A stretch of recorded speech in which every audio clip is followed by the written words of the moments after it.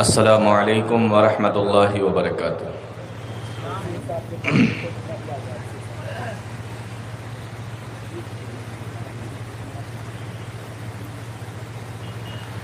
ان الحمد للہ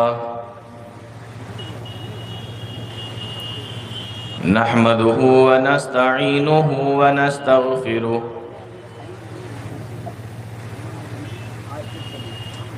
ونعوذ باللہ من شرور انفسنا ومن سیئات اعمالنا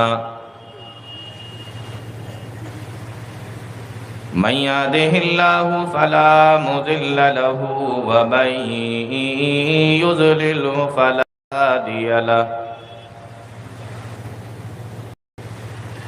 وأشهد أن لا إله إلا الله وحده لا شريك له وأشهد أن محمدًا عبده ورسوله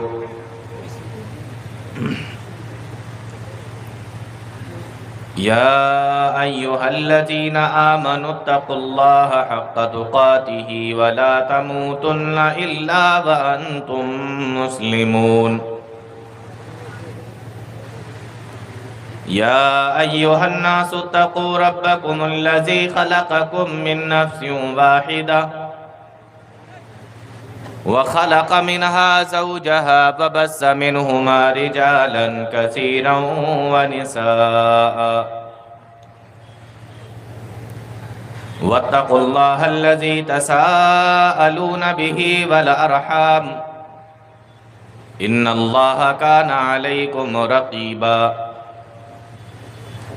يا أيها الذين آمنوا اتقوا الله وقولوا قولا سديدا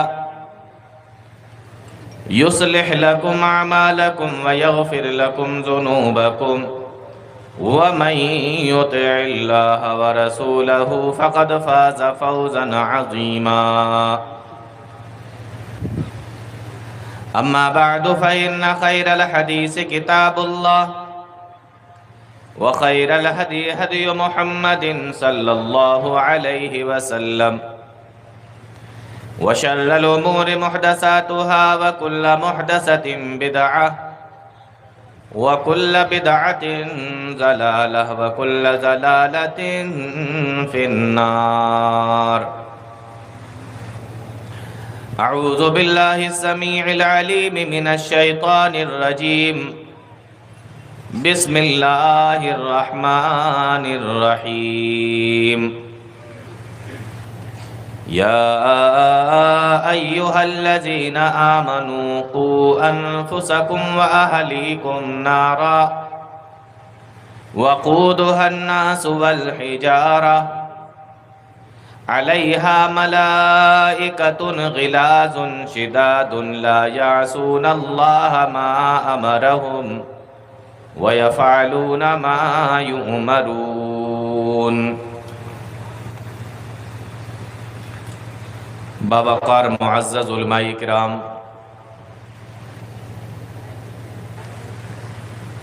محترم سامعین، نوجوان ساتھیوں، پیارے بچوں اور پردہ نشین خواتین،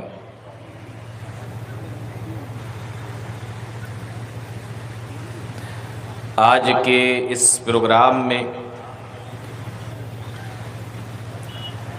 جس موضوع پر میں آپ لوگوں کے سامنے بات کرنا چاہتا ہوں،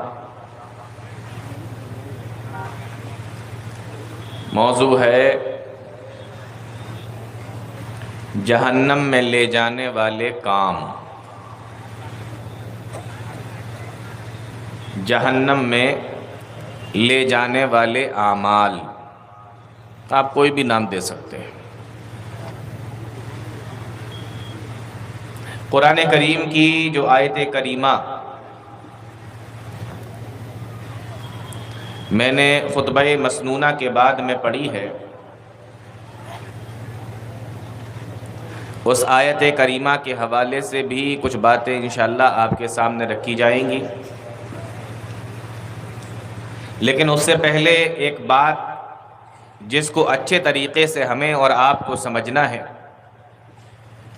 وہ یہ کہ اللہ تعالیٰ نے ہمیں اور آپ کو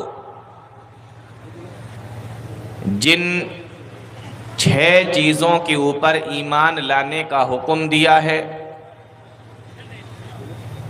ان 6 چیزوں میں 5ویں نمبر پر ایک چیز ہے جس کا نام ہے آخرت۔ ہم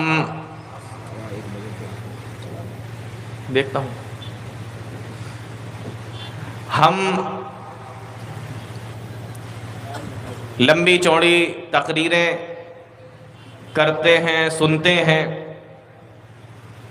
علماء کے پاس میں آتے ہیں، عجیب و غریب سوال بھی پوچھتے ہیں۔ کبھی کبھی ایسا ہوتا ہے کہ ہمیں سوال کا جواب معلوم ہوتا ہے، لیکن اس کے باوجود علماء کو چیک کرنے کے لیے کہ ان کے پاس میں کتنا علم ہے، معلوم ہوئی چیز کو بھی ہم دوبارہ سے پوچھتے ہیں۔ اور اگر اس عالم کو وہ بات اتفاق سے نہیں معلوم یا وہ نہیں بتانا چاہتا اس ٹائم، تو ہم سماج کے اندر اس طریقے کی بھی باتیں کرتے ہیں کہ فلانے عالم کو بہت کچھ آتا ہے اور فلاں عالم کو نہیں آتا ہے، یہ بھی ہم فیصلہ کر لیتے ہیں، اس کے بھی ہم نمبر دے دیتے ہیں۔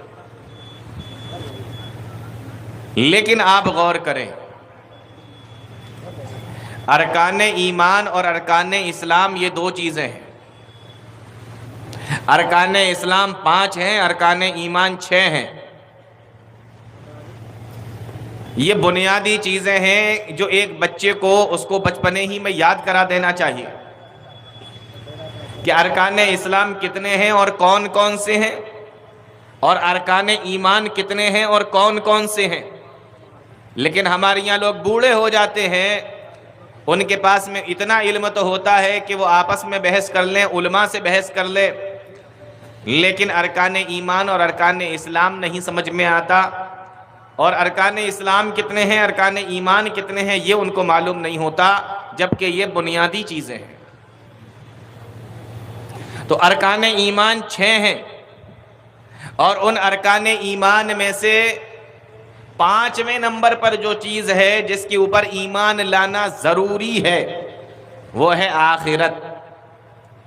اور آخرت کے اندر میدان محشر بھی ہے، اور جنت بھی ہے، اور جہنم بھی ہے۔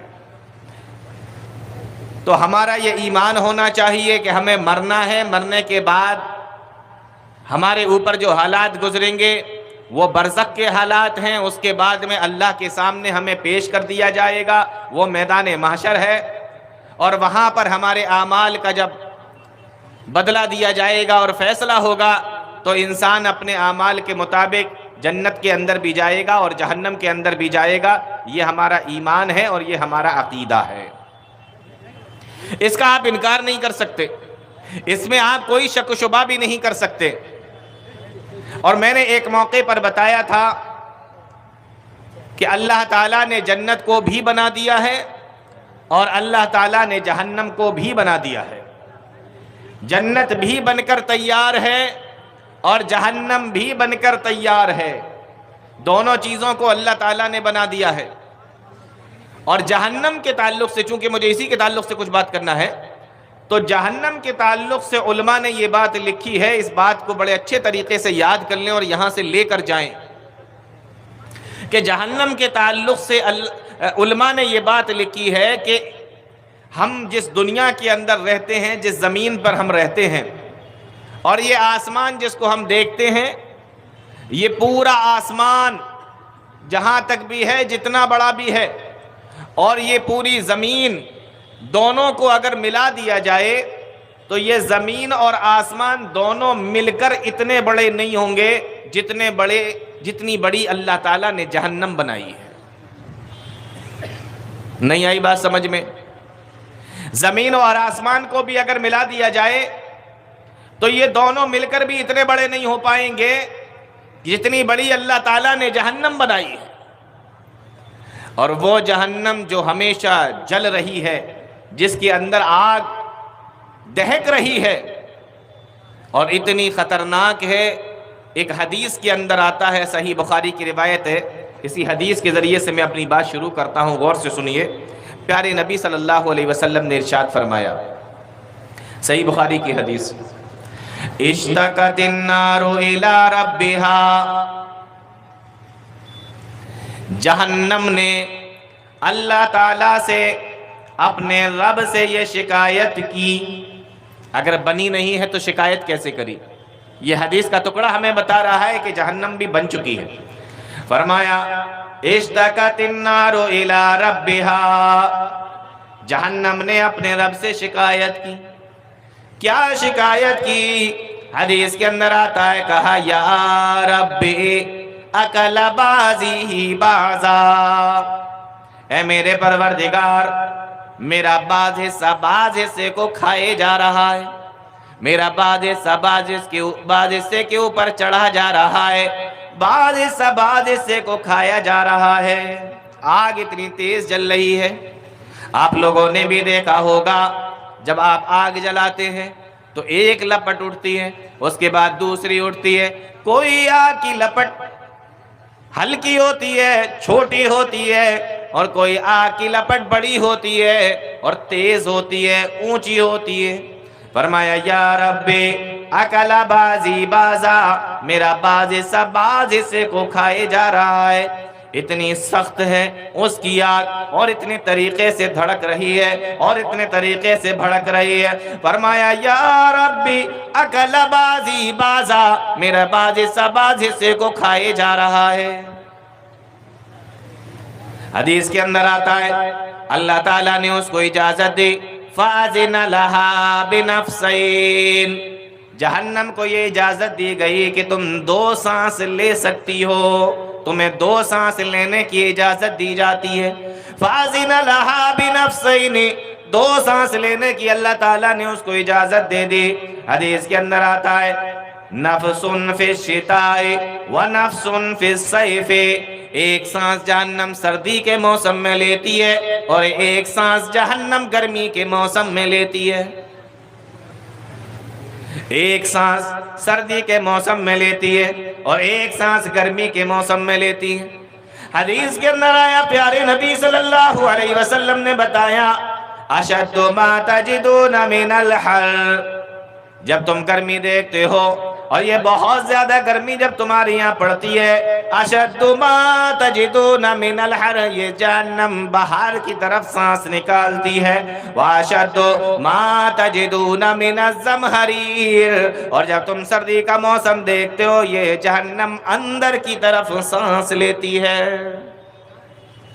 آپ اندازہ کرو کتنی خطرناک جہنم ہوگی. اللہ تعالیٰ نے اس کو بنا کے رکھا ہے، ہم سے کتنی دور ہے ہمیں نہیں معلوم ہے، لیکن اس کی سانس، اس کی بھاپ جب باہر کی طرف نکلتی ہے تو ہم اس بھاپ کو بھی برداشت نہیں کر پاتے، ہم اس کی سانس کو بھی برداشت نہیں کر پاتے. ہمیں گرمی محسوس ہوتی ہے، ہم پنکھے چلاتے ہیں، ہم کولر اپنے گھروں میں لگاتے ہیں، ہم ٹھنڈا پانی پیتے ہیں، گھروں کو ایسا بناتے ہیں، گھروں کو اس طریقے سے بناتے ہیں کہ گرمی کم سے کم لگے. اور اللہ تعالیٰ نے جس کو دے دیا وہ اپنے گھروں کے اندر ایئر کنڈیشن اور اے سی بھی لگا لیتا ہے. اور اللہ تعالیٰ نے جس کو دے دیا وہ گرمی کے موسم میں ٹھنڈے علاقوں میں گھومنے کے لیے اپنی فیملی کے ساتھ میں نکل جاتا ہے. اندازہ کرو اس جہنم کی آگ اور اس جہنم کی بھاپ اور اس جہنم کی سانس ہم دنیا کے اندر برداشت نہیں کر پا رہے ہیں. آگ کو کیسے برداشت کریں گے جس کی بھاپ کو برداشت نہیں کر پا رہے ہیں. ابھی تو ہمارے پاس میں بچنے کا موقع بھی ہے، ابھی تو ہم بچتے بھی ہیں. گرمی کا موسم ہوتا ہے چھاؤں میں چلتے ہیں، گرمی کا موسم ہوتا ہے گرمی لگتی ہے کسی چھاؤں میں پیڑ کی، دیوار کی یا کسی گھر کی چھاؤں میں کھڑے ہو جاتے ہیں. لیکن ایک موقع ایسا آئے گا قیامت کے دن کہ وہاں پر جب فیصلہ ہو جائے گا اور انسان کو یہ فیصلہ کر دیا جائے گا کہ تجھے جہنم کے اندر جانا ہے، بتاؤ میرے بھائیو کیسے برداشت کرو گے؟ اس لیے حدیث کے اندر آیا اشتکت النار الی ربها، جہنم نے شکایت کی پروردگار سے، یا ربی اکل بازی بازا، اے میرے پروردگار میرا بعض حصہ بعض حصے کو کھائے جا رہا ہے۔ فاذن لها بنفسین، اللہ تعالیٰ نے اس کو 2 سانس لینے کی اجازت دے دی۔ فرمایا پیارے نبی صلی اللہ علیہ وسلم نے نفس فی الشتاء و نفس فی الصیف، ایک سانس سردی کے موسم میں لیتی ہے اور ایک سانس گرمی کے موسم میں لیتی ہے۔ اشد ما تجدون من الحر، یہ گرمی تم دنیا کے اندر دیکھتے ہو یہ بھی اسی کے سانس لینے کی وجہ سے ہے، اور جو تم سردی اس دنیا کے اندر دیکھتے ہو یہ بھی اسی کے سانس لینے کی وجہ سے ہے۔ کتنی خطرناک ہوگی جہنم۔ اگر اس حدیث سے بھی سمجھ میں نہیں آیا تو ایک حدیث میں اور سنا دوں آپ کو، یہ حدیث بھی آپ کو حدیث کی کئی کتابوں کے اندر مل جائے گی، ابو داؤد، ترمذی وغیرہ کی آپ کتابیں اٹھا کر دیکھیں، یہ حدیث آپ کو ملے گی۔ کیا ہے حدیث کے اندر؟ پیارے نبی صلی اللہ علیہ وسلم نے فرمایا یوتا یوم القیامت، قیامت کے دن ایک آدمی کو لایا جائے گا، یوتا یوم القیامت، قیامت کے دن ایک آدمی کو لایا جائے گا، اور وہ کون سا آدمی ہوگا؟ حدیث کے اندر آیا بِأَنْعَمِ أَهْلِ الدُّنْيَا، وہ ایسا آدمی ہوگا جس کو اللہ تعالیٰ نے دنیا کے اندر سب سے زیادہ نعمتوں سے نوازا ہوگا، سب سے زیادہ نعمتیں اللہ تعالیٰ نے اس کو دی ہوں گی، سب سے زیادہ اللہ تعالیٰ نے اس کو نعمتوں سے نوازا ہوگا۔ ایسے آدمی کو قیامت کے دن لایا جائے گا، یوتا یوم القیامت بِأَنْعَمِ أَهْلِ الدُّنْيَا، پھر اللہ تعالیٰ فرشتوں کو حکم دے گا اس دنیا کے اندر جس کو اللہ تعالیٰ نے سب سے زیادہ نعمتوں سے نوازا تھا، اللہ تعالیٰ کا حکم ہوگا اس آدمی کو فَيُصْبَغُ صَبْغَةً فِي النَّارِ، میری بنائی ہوئی آگ کے اندر، میری بنائی ہوئی جہنم کے اندر ایک ڈبکی لگا دو، ایک بار اس کو ڈالو اور ڈالتے ہی فوراً باہر نکال لینا۔ حدیث کے اندر آیا فرشتے اس کو اٹھائیں گے اور اٹھانے کے بعد اس کو جہنم کے اندر ڈال دیں گے اور ایک ڈبکی لگا کر اس کو جہنم سے باہر نکالیں گے۔ اب اللہ تعالیٰ کا سوال سنو اور اس آدمی کا جواب سنو۔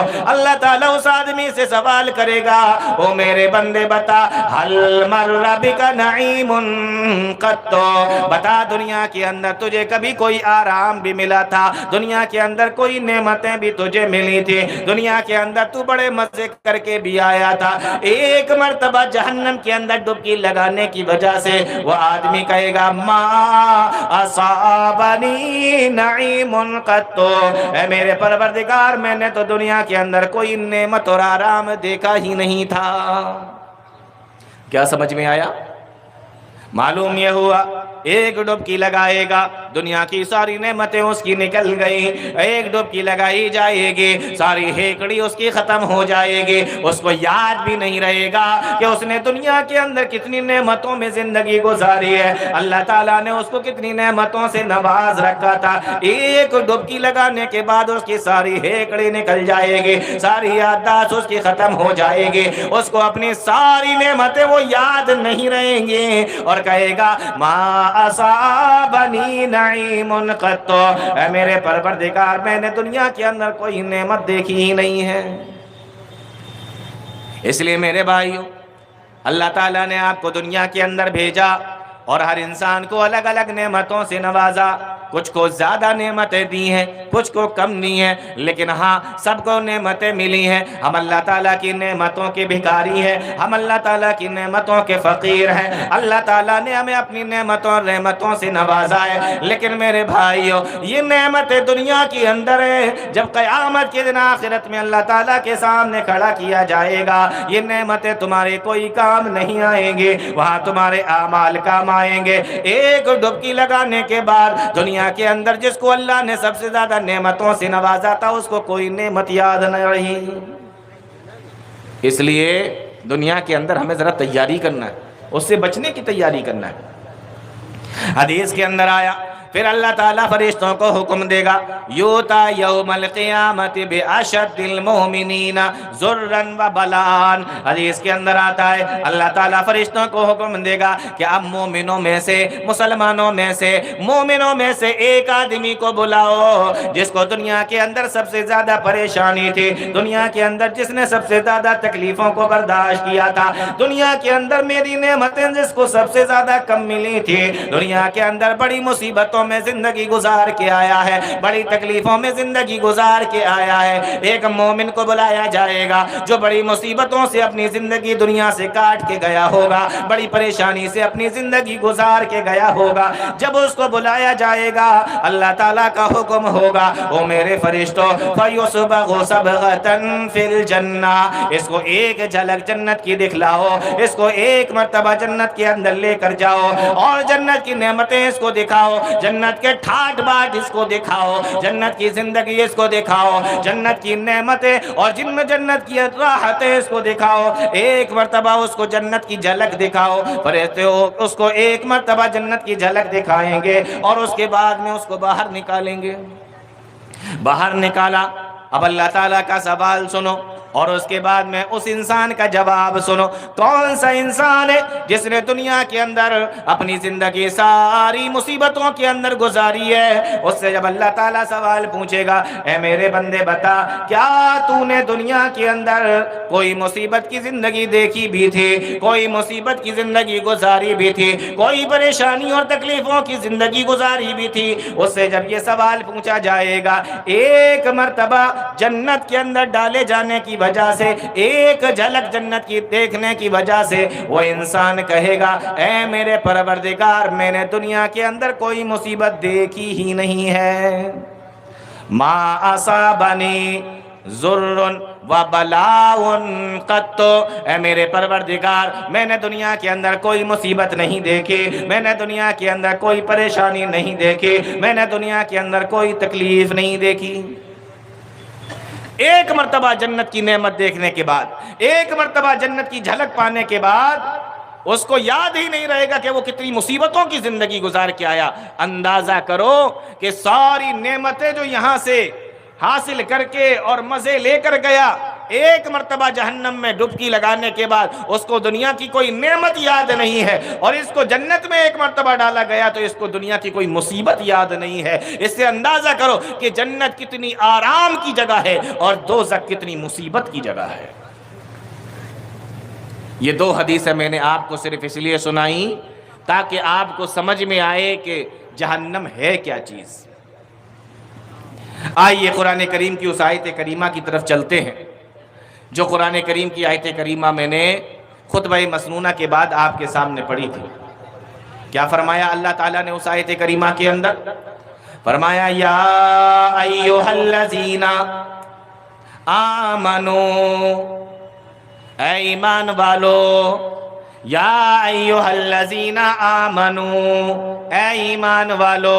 یہ دو حدیثیں جو میں نے آپ کے سامنے پڑھی ہیں اس کو اپنے دماغ میں رکھیے گا. فرمایا یا ایھا الذین آمنو، اے ایمان والو، قو انفسکم، اپنے آپ کو بھی بچاؤ، واہلیکم، اور اپنے گھر والوں کو بھی بچاؤ. کس سے بچاؤ؟ فرمایا نارا، جہنم کی آگ سے بچاؤ، جہنم سے بچاؤ. اندازہ کرو کتنی خطرناک چیز ہوگی کہ اللہ تعالیٰ خود ہی کہہ دے رہا ہے کہ اپنے آپ کو جہنم سے بچاؤ. اللہ تعالیٰ خود ہی کہہ دے رہا ہے کہ اپنے آپ کو آگ سے بچاؤ، جہنم کے عذاب سے بچاؤ، جہنم سے بچاؤ. خود اللہ تعالیٰ بیان کر رہا ہے کہ دیکھو اپنا انتظام کر لینا، اپنے آپ کو بچانا اور ایسے اعمال کر کے آنا جس کی وجہ سے تم بچ سکو. اندازہ کرو کتنی خطرناک جگہ ہوگی کہ اللہ تعالیٰ خود ہی بچنے کے لیے کہہ رہا ہے یا ایھا الذین آمنو، اے ایمان والو، قو انفسکم واہلیکم نارا، اپنے آپ کو بھی بچاؤ اور اپنے گھر والوں کو بھی بچاؤ. معلوم یہ ہوا کہ ایک انسان کا صرف خود سے نیک ہونا کافی نہیں ہے. ایک انسان ہے وہ یہ سوچ رہا ہے کہ مجھے جنت کے اندر جانا ہے اور مجھے جہنم سے بچنا ہے، لیکن وہ صرف اپنی تیاری کر رہا ہے. نمازیں پڑھتا ہے، قرآن کی تلاوت کرتا ہے، جھوٹ نہیں بولتا، غیبتیں نہیں کرتا، چغلیاں نہیں کرتا، حلال کمائی کماتا ہے، حرام کمائی سے بچتا ہے، وہ اپنے آپ کو دیکھ رہا ہے۔ لیکن میرے بھائیوں، صرف اتنا کافی نہیں ہے، بلکہ اپنے آپ کو بچانے کے ساتھ ساتھ آپ کو اپنے گھر والوں کو بھی بچانا پڑے گا، ان کی فکر بھی آپ کو کرنا پڑے گی۔ یا ایھا الذین آمنوا قوا انفسکم واہلیکم نارا۔ اس لیے اس آیت کی تفسیر کرتے ہوئے مفسرین نے لکھا ہے کہ اپنے گھر والوں کو بچاؤ، اگر بچانے کے لیے ڈرانا پڑے تو ڈرا کر بچاؤ، اگر سمجھا کر بچانا پڑے تو سمجھاؤ، ڈرا کر بھی، سمجھا کر بھی، پیار سے بھی، مار سے بھی، دھمکی سے بھی، جس طریقے سے بھی اپنے گھر والوں کو اور اپنے آپ کو جہنم سے بچا سکتے ہو بچاؤ۔ اکیلے آپ کا نیک ہونا کافی نہیں ہے، آپ کے گھر والوں کا نیک ہونا بھی ضروری ہے۔ اب آپ کے دماغ میں ایک بات آ رہی ہوگی کہ میں اکیلا نیک بن جاؤں تو اتنا کافی کیوں نہیں ہے؟ ہمارے گھر والے اپنے اعمال کے حساب سے جنت اور جہنم کے اندر جائیں گے، ہمارا اکیلے نیک ہونا کافی کیوں نہیں ہے؟ اس کا جواب پیارے نبی صلی اللہ علیہ وسلم نے حدیث کے اندر دے دیا، بڑی مشہور حدیث ہے۔ اللہ کے نبی صلی اللہ علیہ وسلم بیان فرماتے ہیں، کلکم راعٍ وکلکم مسئول عن رعیتہ، تم میں سے ہر آدمی ذمہ دار ہے اور ہر آدمی سے اس کی ذمہ داری کے بارے میں سوال کیا جائے گا۔ والرجل راعٍ علی بیتہ والمرأة راعیۃ علی بیت زوجہا، آدمی سے اس کے اپنے گھر والوں کے بارے میں، اس کے بیوی بچوں کے بارے میں بھی سوال پوچھا جائے گا، اور عورت سے بھی اس کے بارے میں، اور اس کے شوہر کے بارے میں، اور اس کے بچوں کے بارے میں بھی سوال پوچھا جائے گا۔ کب پوچھا جائے گا؟ قیامت کے دن سوال ہوگا۔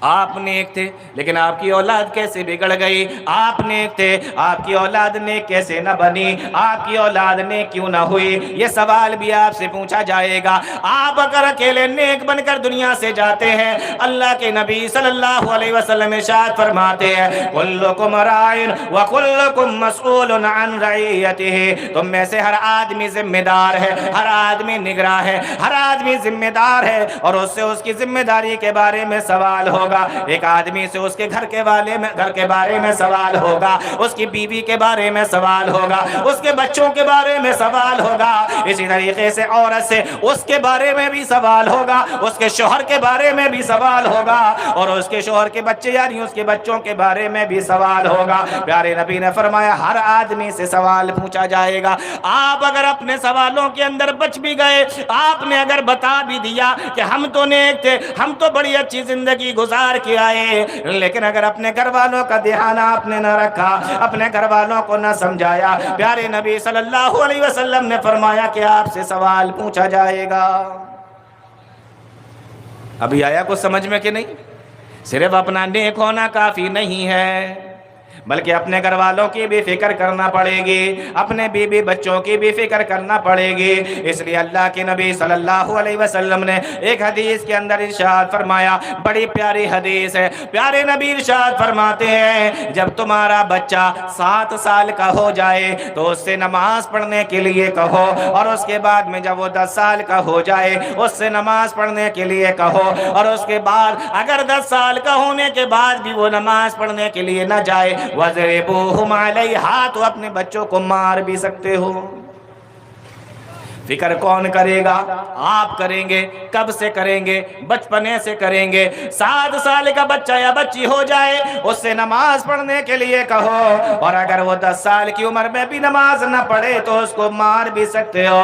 مارنے کی اجازت کون دے رہا ہے؟ مارنے کا حکم کون دے رہا ہے؟ پیارے نبی صلی اللہ علیہ وسلم دے رہے ہیں۔ جس نے کبھی اپنی ذات کے لیے کوئی بدلہ نہ لیا، جس کو دنیا کے اندر اللہ نے رحمت للعالمین بنا کر بھیجا تھا، لیکن جب بچوں کی بات آئی، ان کو نیک بنانے کی بات آئی، ان کی ذمہ داری کی بات آئی، ان کی تربیت کی بات آئی، ان کو نمازی بنانے کی بات آئی، پیارے نبی صلی اللہ علیہ وسلم نے فرمایا وَضْرِبُوهُمْ عَلَيْهَا، تم ان کو مار بھی سکتے ہو۔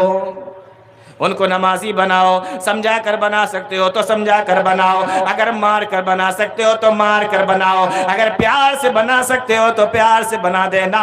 یا ایھا الذین آمنوا قوا انفسکم واہلیکم نارا، تمہیں اپنی بھی فکر کرنا پڑے گی، اپنے گھر والوں کی بھی فکر تمہیں ہی کرنا پڑے گی، اور اپنے آپ کو بھی تمہیں جہنم سے بچانا پڑے گا، اور اپنے گھر والوں کو بھی تمہیں جہنم سے بچانا پڑے گا۔ ایک مسئلہ یہاں پر میں اور حل کر دیتا ہوں، پھر بات آگے بڑھاتا ہوں۔ آپ کو لگ رہا ہوگا کہ اگر بچے چھوٹے چھوٹے ہیں تب تو ہم ان کو سمجھا لیں گے، لیکن اگر بچے بڑے بڑے ہیں تو کیا ہمیں ان کو سمجھانا پڑے گا؟ کیا ہمیں ان کو بتانا پڑے گا؟ کیا ہماری ذمہ داری ختم ہو جائے گی؟ بچے جب بالغ ہو جائیں گے تو کیا ہماری ذمہ داری ختم ہو جائے گی؟ نہیں میرے بھائیو، بچے اگر بڑے بھی ہو جائیں آپ کی ذمہ داری ختم نہیں ہوگی، بچے بالغ بھی ہو جائیں آپ کی ذمہ داری ختم نہیں ہوگی۔ کیا آپ نے یعقوب علیہ السلام کا نام نہیں سنا؟ قرآن کریم نے ان کے بارے میں بیان کیا، جب ان کی موت کا وقت قریب آیا، بچے بیٹھے ہوئے ہیں، آپ نے فرمایا، قرآن کریم بیان کرتا ہے اذ قال لبنیہ ما تعبدون من بعدی، اپنے بچوں سے کہہ رہے ہیں او میرے بچوں بتاؤ میرے بعد، میرے دنیا سے چلے جانے کے بعد میں اپنے سامنے تو تمہیں دیکھ رہا تھا، تمہاری تربیت کر رہا تھا، تمہیں سمجھا رہا تھا، تم ایک اللہ کی عبادت کیا کرتے تھے، لیکن میرے جانے کے بعد تم کس کی عبادت کرو گے؟ کیا اس اللہ سے تم اپنا منہ موڑ تو نہ لوگے؟ کیا اس اللہ کے علاوہ کسی کو شریک تو نہ کرنے لگو گے؟ فرمایا قالوا نعبد الہک، او میرے ابا ہم اس رب کی عبادت کریں گے جس کی آپ عبادت کرتے تھے، جو آپ کا رب ہے، وَإِلَٰهَ آبَائِكَ، جو آپ کے باپ دادا کا رب ہے، جو ابراہیم کا رب ہے، جو اسماعیل کا رب ہے، جو اسحاق کا رب ہے، الہًا واحدا، وہی تو اکیلا رب ہے۔ او میرے ابا ہم تو اسی کی عبادت کریں گے۔ اندازہ لگاؤ حضرت یعقوب علیہ السلام بوڑھے ہیں، ظاہر سی بات ہے کہ اولاد جوان ہوگی، لیکن ذمہ داری ختم نہیں ہوئی ہے۔ اس لیے میرے بھائیوں ان کا خیال کون رکھے گا؟ کون اولاد کو سمجھائے گا؟ اولاد بڑی ہو گئی تب بھی آپ کی ذمہ داری ختم نہیں ہوئی، آپ کو سمجھانا پڑے گا، آپ کو بتانا پڑے گا۔ اللہ کا قرآن کہتا ہے وَأْمُرْ أَهْلَكَ بِالصَّلَاةِ وَاسْتَبِرْ عَلَيْهَا، او میرے نبی آپ بھی نماز پڑھیے اور اپنے گھر والوں کو بھی نماز پڑھنے کا حکم دیجئے۔ اللہ تعالیٰ قرآن کریم کے اندر بیان کرتا ہے وَكَانَ يَأْمُرُ أَهْلَهُ بِالصَّلَاةِ وَالزَّكَاةِ وَكَانَ عِندَ رَبِّهِ مَرْضِيًّا۔ وہ لوگوں اسماعیل علیہ السلام کے بارے میں اللہ تعالیٰ نے فرمایا کہ وہ اپنے گھر والوں کو نماز کا حکم دیا کرتے تھے، زکوٰۃ دینے کا حکم دیا کرتے تھے، وَكَانَ عِندَ رَبِّهِ مَرْضِيًّا، اور وہ بندہ اسماعیل تھا بھی اپنے رب کا بڑا پیارا۔ تو ذمہ داری ختم نہیں ہوتی ہے، آپ کو سمجھانا پڑے گا، بچے چھوٹے ہوں گے تب بھی سمجھانا پڑے گا، اور بچے بڑے ہوں گے تب بھی سمجھانا پڑے گا۔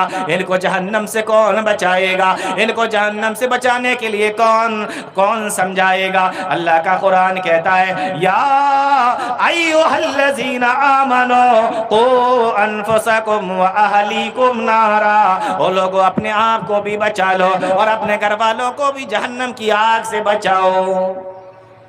تو فکر تو کرنا پڑے گی، صرف اکیلا کافی نہیں ہے، اور ایسا بھی نہ کرنے لگنا کہ گھر والوں کو تو تبلیغ ہو رہی ہے، گھر والوں کو تو سمجھا رہے ہو، گھر والوں کو تو بتا رہے ہو، لیکن اپنے اوپر اس کو اپلائی نہیں کر رہے ہو، خود عمل نہیں کر رہے، ایسا بھی نہ کرنے لگنا۔ تو یا ایھا الذین آمنوا قوا انفسکم واہلیکم نارا، آگے آیت سنو، اللہ تعالیٰ فرماتا ہے وَقُودُهَا النَّاسُ وَالْحِجَارَةُ، کیوں بتایا جا رہا ہے، کیوں کہا جا رہا ہے کہ اس آگ سے بچنا، اپنے آپ کو بھی بچانا، اپنے گھر والوں کو بھی بچانا، کیوں کہا جا رہا ہے؟ آگے اس آگ کی ایک صفت بیان کی جا رہی ہے وَقُودُهَا النَّاسُ وَالْحِجَارَةُ، وہ آگ ایسی ہے جس کا ایندھن انسان اور پتھر ہیں۔ ہمارے یہاں ایک بڑی تعداد میں بزرگ بیٹھے ہوئے ہیں، بڑی عمر کے لوگ بیٹھے ہوئے ہیں، ان کی اتنی عمریں گزر گئی، کوئی 50 سال کا ہوگا، کوئی 60 سال کا ہوگا، کوئی 70 اور 80 سال کا ہوگا۔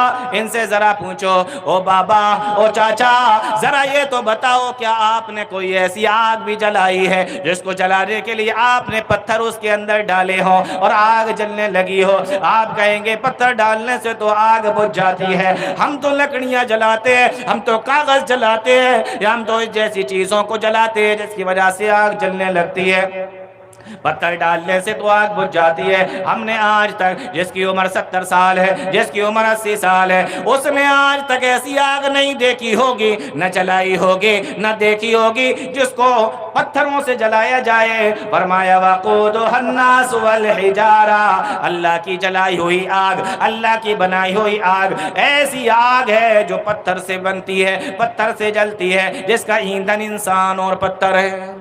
کتنی عجیب طریقے کی آگ ہے، ہم پتھر ڈالتے ہیں آگ کے اندر تو آگ بجھ جائے، اور اللہ تعالیٰ کی بنائی ہوئی آگ ایسی ہے کہ اس کے اندر پتھر ڈالا جائے تو اور بھڑک جائے۔ وَقُودُهَا النَّاسُ وَالْحِجَارَةُ، ایندھن صرف پتھر نہیں ہے، انسان بھی ہے، انسان بھی اس کا ایندھن ہے۔ بولو بچنا چاہیے کہ نہیں بچنا چاہیے ہم لوگوں کو؟ اس کے لیے عمل کرنا چاہیے کہ نہیں؟ اور اللہ تعالیٰ سے پھر یہ دعا کرنا چاہیے کہ نہیں کہ اللہ تعالیٰ ہمیں جہنم سے بچائے، اس کی آگ سے، اس کے عذاب سے بچائے؟ کتنی خطرناک آگ ہے۔ فرمایا وَقُودُهَا النَّاسُ وَالْحِجَارَةُ، آگے فرمایا عَلَيْهَا مَلَائِكَةٌ غِلَاظٌ شِدَادٌ، اور اس کے اوپر ایسے فرشتوں کو مقرر کر دیا ہے اللہ تعالیٰ نے، ایسے فرشتوں کو مقرر کر دیا، علیہا ملائکۃ غلاظ، جو سخت دل ہیں، علیہا ملائکۃ غلاظ شداد، جو بڑے مضبوط ہیں، لا یعصون اللہ ما امرہم، اللہ تعالیٰ ان کو جو حکم دیتا ہے اس کی نافرمانی نہیں کرتے، ویفعلون ما یؤمرون، اور جو ان کو حکم دیا جاتا ہے وہی کرتے ہیں۔ غلاظ کے معنی ہوتا ہے سخت دل ہونا۔ اب آپ سوچ رہے ہوں گے کہ یہ سخت دل کس کو کہتے ہیں، سمجھ میں تو آ رہا ہوگا، لیکن اگر سخت دل کو اور آسان بھاشا میں سمجھایا جائے تو آپ یہ کہہ سکتے ہیں کہ بے رحم ہے۔ کیا ہوگا ترجمہ؟ سخت دل کا ترجمہ بالکل آسان بھاشا میں اگر سمجھایا جائے تو بے رحم ہے، رحم نہیں کرتے۔ انسان کے دل کے اندر رحم آ سکتا ہے، چھوڑا جا سکتا ہے، ان کے دل کے اندر رحم نہیں آتا، ترس نہیں آتا، رحم نہیں آتا، بے رحم ہے وہ۔ اور کیا فرمایا؟ شداد، بہت مضبوط بھی ہے، سخت ہیں، مضبوط ہیں۔ تو دل مضبوط ہے یعنی رحم نہیں آتا، بے رحم ہے، اور مضبوط ہیں مطلب آپ چھڑا کر بھاگ نہیں سکتے، آپ چھڑا کر بھاگ نہیں سکتے، بدن کے اعتبار سے بھی مضبوط ہے۔ لا یعصون اللہ ما امرہم، اور اللہ تعالیٰ نے ان کو جو حکم دیا ہے اس کی نافرمانی نہیں کرتے۔ یہ دنیا کا معاملہ نہیں ہے، آپ نے تھوڑا سا رشوت دکھائی اور کہا کہ چلو ٹھیک ہے آپ کا کام ہو جائے گا۔ لا یعصون اللہ ما امرہم، جو حکم دیا گیا وہی کرتے ہیں، اللہ کی نافرمانی نہیں کرتے۔ اندازہ لگاؤ کتنی خطرناک جہنم ہے، اور اس پر جو فرشتے مقرر ہیں وہ کتنے خطرناک ہیں۔ اسی لیے میرے بھائیوں، ہر انسان کو دیکھنا چاہیے کہ وہ ایسے عمل کریں جس سے اللہ راضی ہو جائے، ایسے عمل کریں جس کی وجہ سے وہ جنت کے اندر چلا جائے، اور ایسے اعمال سے بچیں جس سے اللہ ناراض ہو جائے، اور ایسے اعمال نہ کریں جو انسان کو جہنم کی طرف لے جانے والے ہوں۔ اور جہنم کی طرف لے جانے والے بہت سارے اعمال ہیں، اس میں سے جتنا میرے پاس میں ٹائم ہے اس کے حساب سے کچھ میں آپ کو بتانے کی کوشش کرتا ہوں، اور اس سے ہمیں بچنے کی بھی کوشش کرنا چاہیے۔ اس میں جو سب سے بڑا کام ہے، سب سے بڑا گناہ ہے، سب سے بڑا عمل ہے، جس کی وجہ سے انسان 100% جہنم کے اندر جائے گا۔ کتنا؟ 1% کا بھی کوئی شک و شبہ نہیں ہے، 100% جس کی وجہ سے انسان جہنم کے اندر جائے گا وہ کفر اور شرک ہے۔ اللہ کے ساتھ میں کفر کرنا، اللہ کے ساتھ میں شرک کرنا۔ کتنا خطرناک گناہ ہے، قرآن کریم نے اس کو بیان کیا۔ ان اللہ لا یغفر ان یشرک بہ ویغفر ما دون ذلک لمن یشاء، بے شک اللہ تعالیٰ جس گناہ کو چاہے گا معاف کر دے گا۔ لا یغفر ان یشرک بہ، لیکن اس کے ساتھ میں شرک کر لیا جائے اللہ تعالیٰ اس گناہ کو معاف نہیں کرتا۔ اتنا بڑا گناہ ہے یہ شرک، اللہ کے ساتھ میں شرک کرنا، اللہ کے ساتھ میں کسی کو شریک ٹھہرانا۔ ان اللہ لا یغفر ان یشرک بہ، اللہ تعالیٰ شرک کو معاف نہیں کرے گا، اللہ تعالیٰ شرک کو معاف نہیں کرتا۔ ویغفر ما دون ذلک لمن یشاء، اس کے علاوہ جو اور گناہ ہوں گے اللہ چاہے گا تو معاف کر دے گا۔ ایسا نہیں ہے کہ باقی کے جو ہوں گے وہ بھی معاف کر دیے جائیں گے، اللہ تعالیٰ چاہے گا تو معاف کرے گا، ورنہ باقی پر بھی پکڑ کر سکتا ہے۔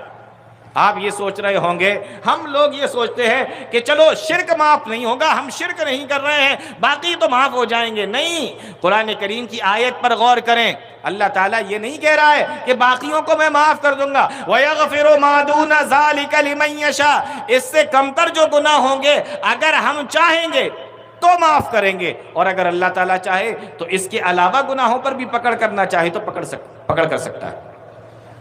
کتنا بڑا گناہ ہے۔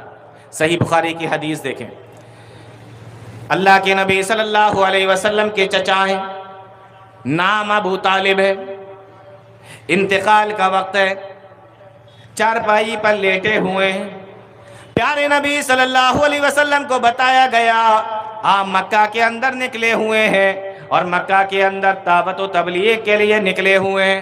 پیارے نبی صلی اللہ علیہ وسلم کو بتایا گیا کہ آپ کے چچا کا آخری وقت ہے، دنیا سے جانے والے ہیں، چل چلاؤ کا وقت ہے۔ پیارے نبی صلی اللہ علیہ وسلم آئے، گھر کے اندر پہنچے۔ میرے بھائیو غور سے سننا اس حدیث کو، گھر کے اندر پہنچے، بیمار ہونے والا آدمی، قریب المرگ آدمی، مرنے والا آدمی کون ہے؟ پیارے نبی صلی اللہ علیہ وسلم کے چچا ہیں۔ اللہ کے نبی سے بہت زیادہ محبت کیا کرتے ہیں، اپنی اولاد سے بھی زیادہ نبی سے محبت کرتے ہیں، اور پیارے نبی صلی اللہ علیہ وسلم بھی اپنے چچا سے محبت کرتے ہیں۔ مرنے کا وقت قریب ہے، جب گھر کے اندر آئے، جیسے ہی گھر کے اندر داخل ہوئے، کیا دیکھتے ہیں؟ فوجدا، کیا دیکھتے ہیں کہ اپنے چچا ابو طالب کے پاس میں دو لوگ بیٹھے ہوئے ہیں۔ اس میں سے پہلا ابو جہل ہے اور دوسرا عبداللہ بن ابی امیہ ہے۔ دو لوگ بیٹھے، اور نہ ابو جہل اسلام لایا اور نہ عبداللہ بن ابی امیہ اسلام لائے، دونوں لوگ اسلام نہیں لائے، دونوں کے دونوں بیٹھے ہوئے ہیں۔ اللہ کے نبی صلی اللہ علیہ وسلم اپنے چچا کے پاس میں آئے اور چچا کے پاس میں آ کر بیٹھ گئے، اور آپ نے آ کر کہا، اے میرے چچا، کلمتن، کلمہ پڑھ لو، احاج لک بہا عند اللہ، میں اللہ تعالیٰ کے پاس میں گواہی دوں گا کہ اے میرے پروردگار، میرے چچا نے موت کے وقت میں کلمہ پڑھ لیا تھا، اسلام قبول کر لیا تھا، لا الہ الا اللہ کا اقرار کر لیا تھا، محمد رسول اللہ کا اقرار کر لیا تھا، اے میرے چچا کلمہ پڑھ لو، مسلمان ہو جاؤ۔ اب یہ دونوں بیٹھے ہوئے ہیں، ایک ابو جہل ہے، ایک عبداللہ بن ابی امیہ ہے، دونوں کے دونوں بیٹھے ہوئے ہیں۔ ادھر اللہ کے نبی صلی اللہ علیہ وسلم کہہ رہے ہیں کلمہ پڑھ لو، مسلمان ہو جاؤ، اور ادھر یہ دونوں کہتے ہیں، اترغب عن ملت عبد المطلب، ابو طالب، کیا آخری وقت میں اپنے باپ دادا کے دین کو چھوڑ دو گے؟ کیا آخری وقت میں اپنے باپ دادا کے دین سے منہ پھیر لو گے؟ کیا آخری وقت میں اپنے باپ دادا کے دین کو چھوڑ کر چلے جاؤ گے؟ اترغب عن ملت عبد المطلب، ادھر اللہ کے نبی کلمہ پڑھنے کے لیے کہہ رہے ہیں، اور ادھر دونوں کے دونوں بیٹھ کر بار بار کہہ رہے ہیں، کیا آخری وقت میں کیا اپنے باپ دادا کے دین کو چھوڑ دو گے؟ کیا معلوم ہوا؟ معلوم یہ ہوا کہ انسان دوست بھی ایسے بنائے جو اس کو ہدایت کی طرف لے کر جائیں، جو اس کو جنت کی طرف لے کر جائیں۔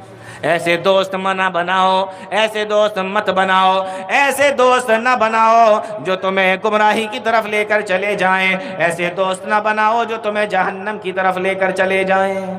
یہ دونوں بیٹھے ہوئے ہیں، آپ کہتے ہیں کہ دوستی کا کوئی فرق نہیں پڑتا، صحبت کا کوئی فرق نہیں پڑتا۔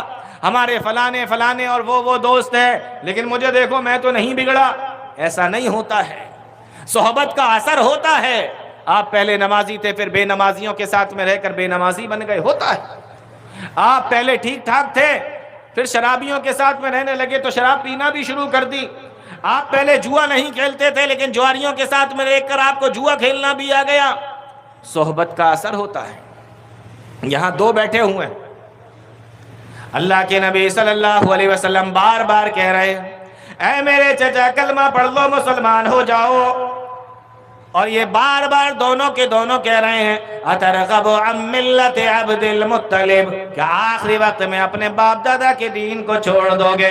حدیث کے اندر آیا ہے فلم یزل رسول اللہ صلی اللہ علیہ وسلم یارثها، اللہ کے نبی صلی اللہ علیہ وسلم بار بار اسی کلمے کو دہراتے رہے، اور وہ دونوں بار بار اسی کلمے کو دہراتے رہے.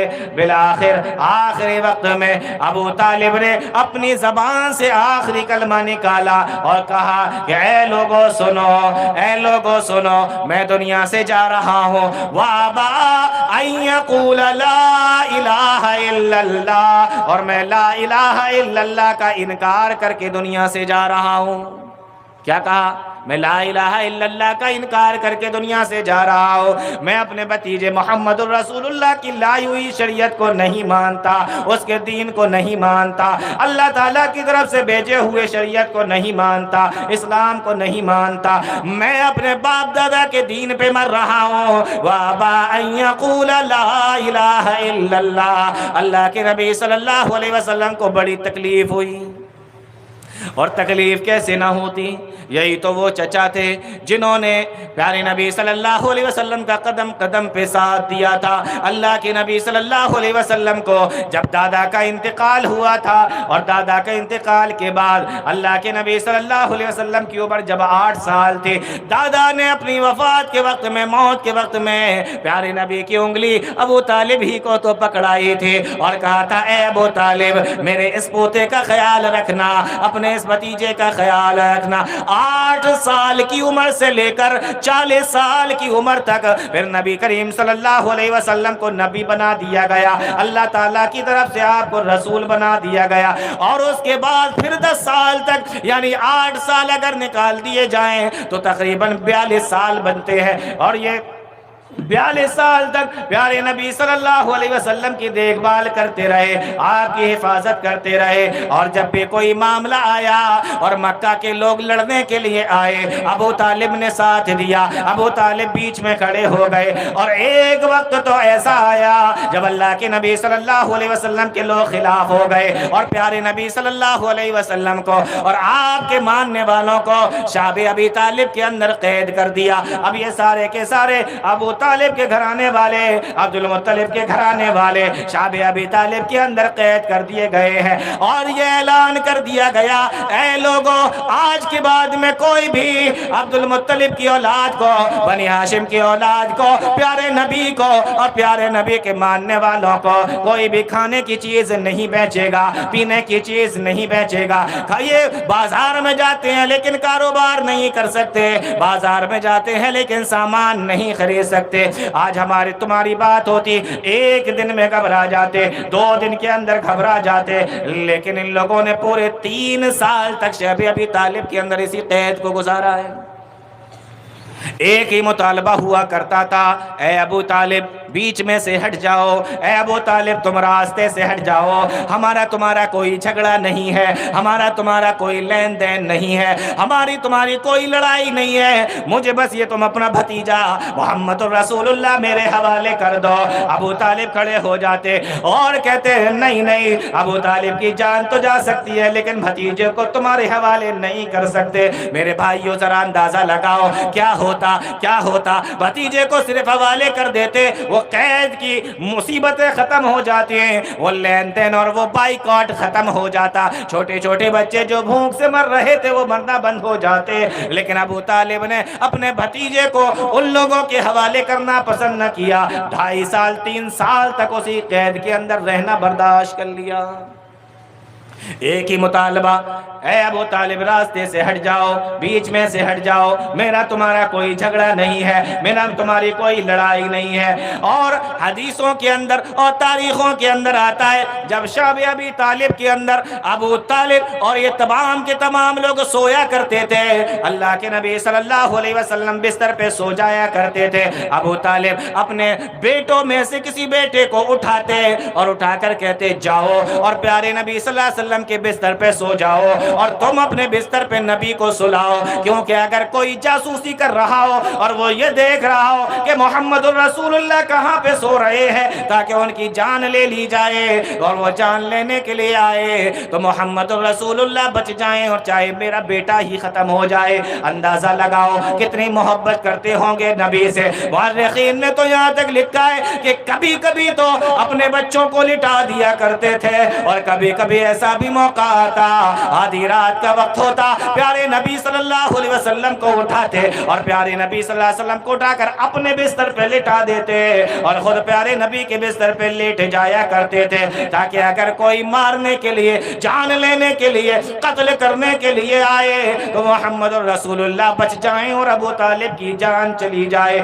آج وہی ابو طالب ہے، دنیا کے اندر ہے، موت کا وقت قریب ہے، بار بار نبی کہہ رہے ہیں او میرے چچا کلمہ پڑھ لو مسلمان ہو جاؤ، یا امی قل لا الہ الا اللہ کلمۃ احاج لک بہا عند اللہ، میں اللہ کے پاس میں گواہی دے دوں گا او میرے پروردگار، میرے چچا نے آخری وقت میں کلمہ پڑھ لیا تھا، لیکن دوستی دیکھو، صحبت دیکھو، یہ دو لوگ ہیں بار بار کہہ رہے ہیں کہ اے ابو طالب کیا آخری وقت میں اپنے باپ دادا کے دین کو چھوڑ دو گے؟ پیارے نبی صلی اللہ علیہ وسلم کے چچا سے بار بار کہتے رہے، بالآخر ابو طالب کی جو آخری آواز نکلی، آخری الفاظ نکلے، کہا کہ میں اپنے باپ دادا کے دین پہ مر رہا ہوں، وابا ان یقول لا الہ الا اللہ، اور میں لا الہ الا اللہ کا انکار کر کے جا رہا ہوں۔ کتنا افسوس ہوا ہوگا، کتنا دکھ ہوا ہوگا،